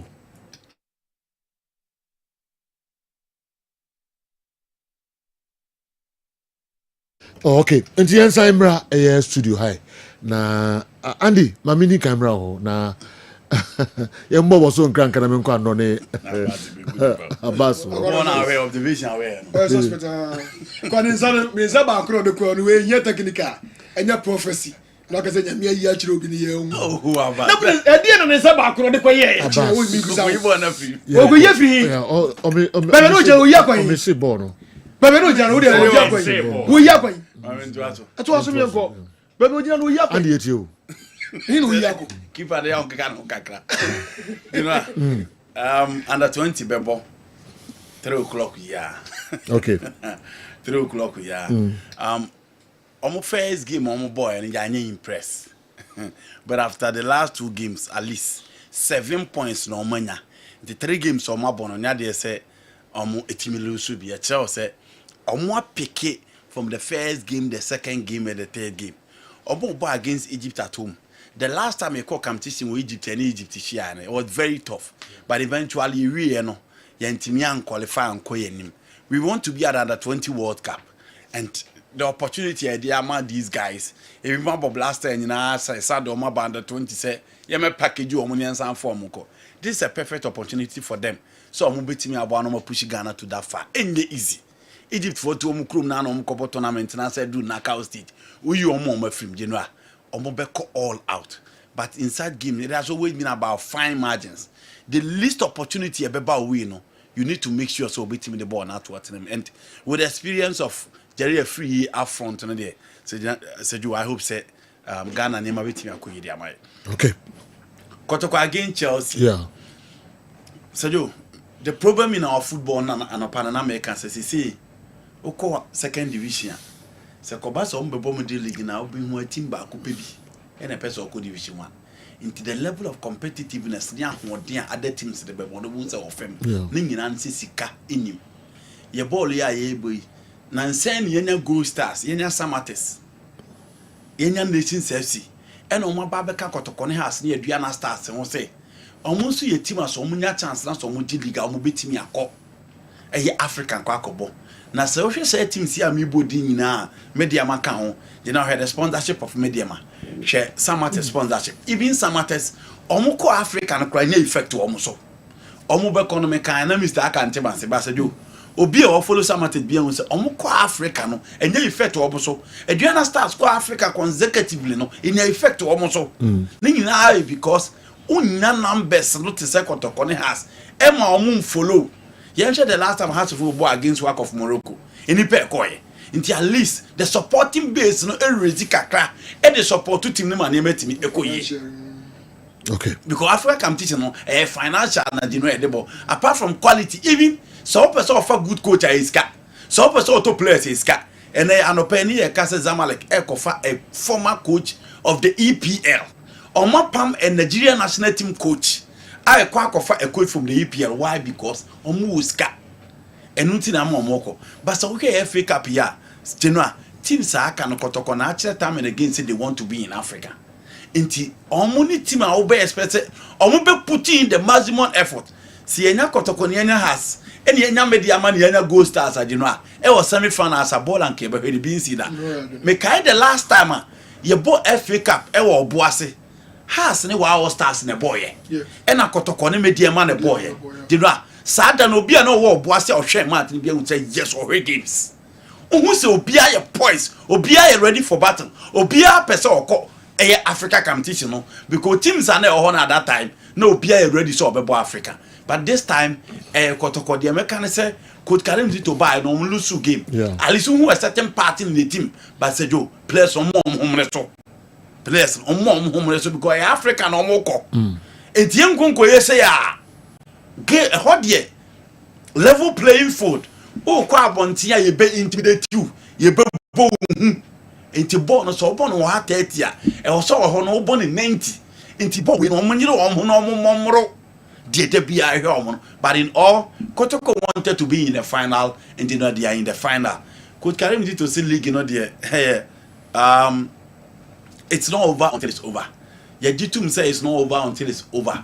But we are only hoping say games now can because you know because the games now can ending. Yeah. Say nations almost destination almost same. Some we know almost matches na almost the Ghana Premier League no. Because it's a Gold Stars almost destination is other clubs in same. Imagine Kotoko no almost had a coffee so now in Koyan fa mama. Samson and Kotoko so almost destination other clubs in same. But in all because you want to prepare the ground very well now for African it's say you free here kun in preparational grounds. Say players na opa unemu a na opeke ba ko na mienu a on be ba be shima man yemetimi akoyi because say you unwie na nkotena tie no akoka say obey list for players. Yes. Because the team that down baby bebree that also obunya players ba be so. Okay. Until they must start from now. Now you know coach club be ba be for team ni also coach ni follow team no. Coach club be ba be for coach team also follow team member. Enya atfre no oba betena tira be different discussion. No one's about restructure the team all over because in Africa, teams now are already prepared to deliver over there. No feel into Obanat also about prepared team. No, about restructure for there. You know, prepare. Okay. What we are seeing can't be a penalty. The trajectory of the ball changed completely because the goalkeeper got the ball. Andy Derry and anyway about match commissioner Andy Derry.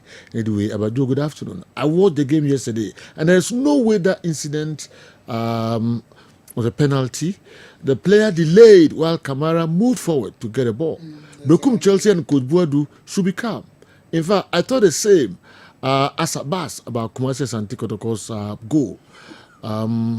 It's funny how the Chelsea goalkeeper stretched reluctantly for the ball. Kumasi Santi Kotoko will still win. For me, the FA Cup title is for our taking. If we are Jata credit, anyway, so Abba, yeah, Kotoko ni, so no see, also almost one year. Yes, Minciano, Abasana there be on channel. Or see when who goalkeeper ni confirm more than so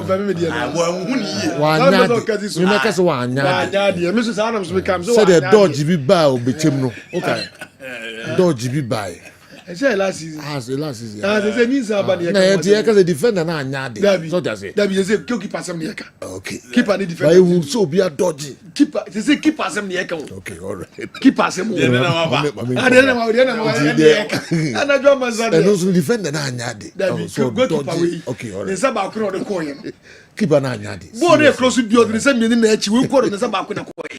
Ko nyade. Wanyade. Me ko da wood heba ho. Ka to ka kra bia. Me ba. Na fi ano Abbas we aba de mom muni ani da so bia ye wani da so ba trophy league ni do league kan no say 53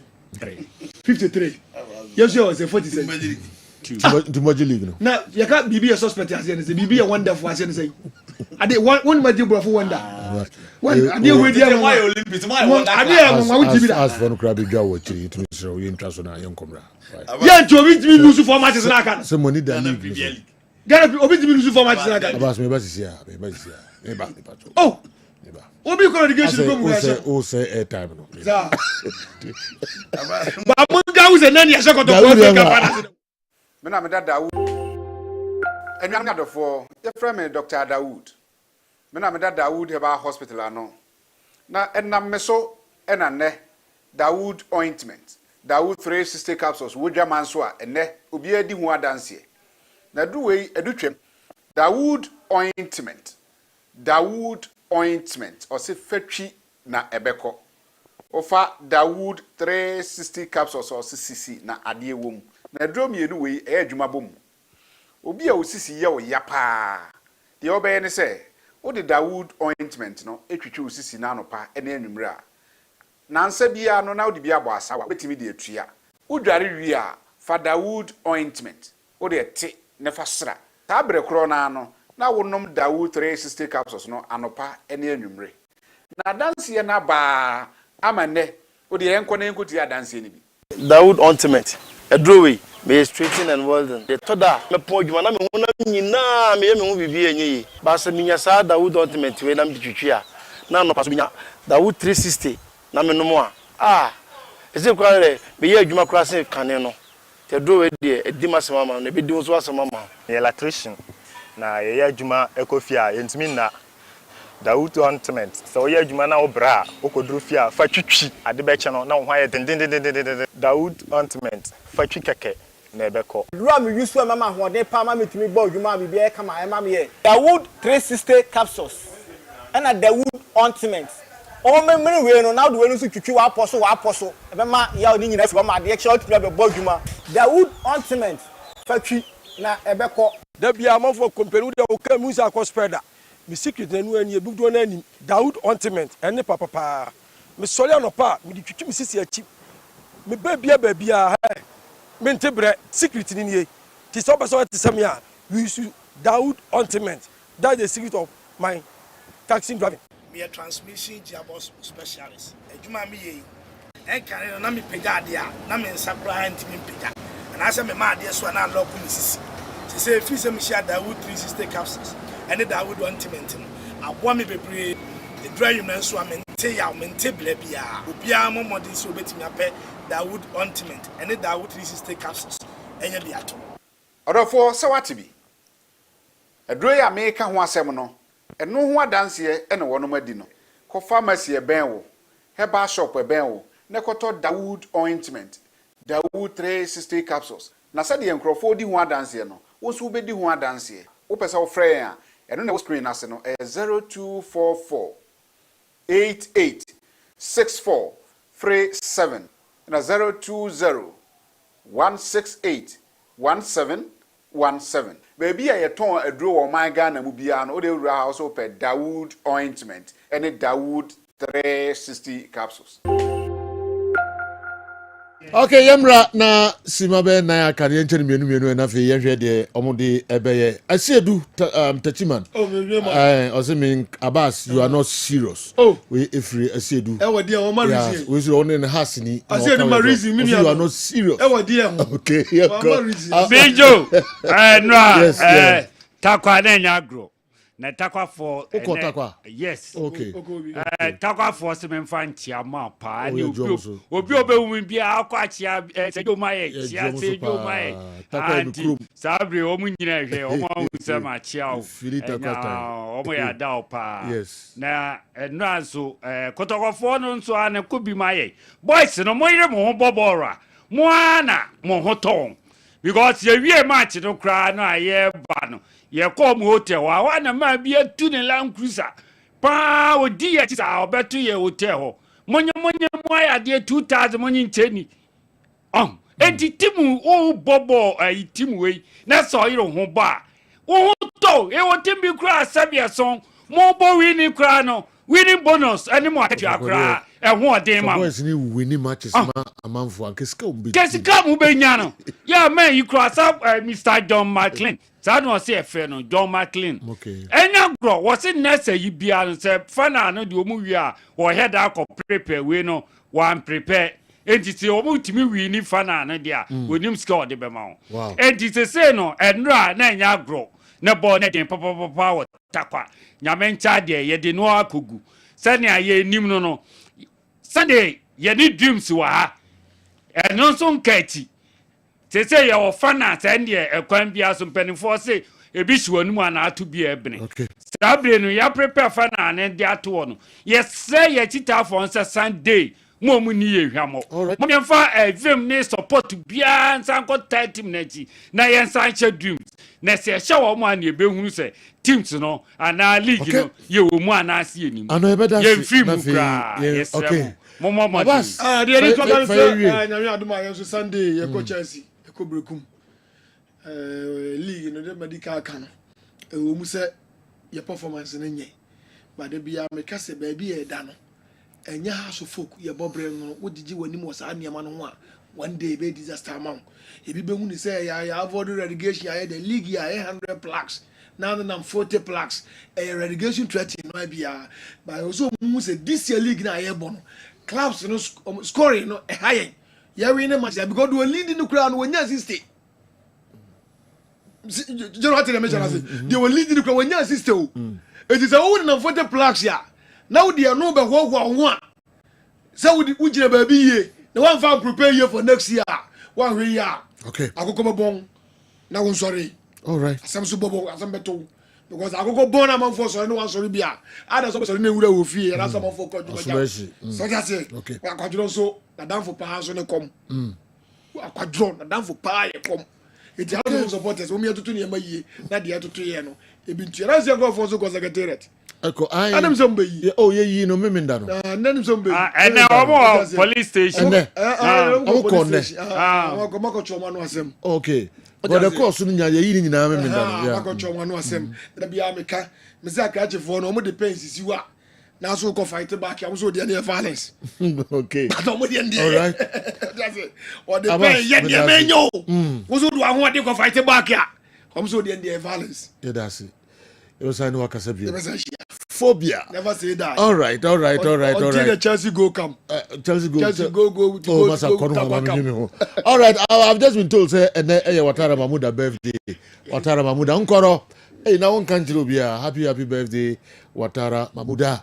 Nyamenyo Kasomo. What is wrong with you? Oh, UK. Why? Happy birthday. Watara we if your wife and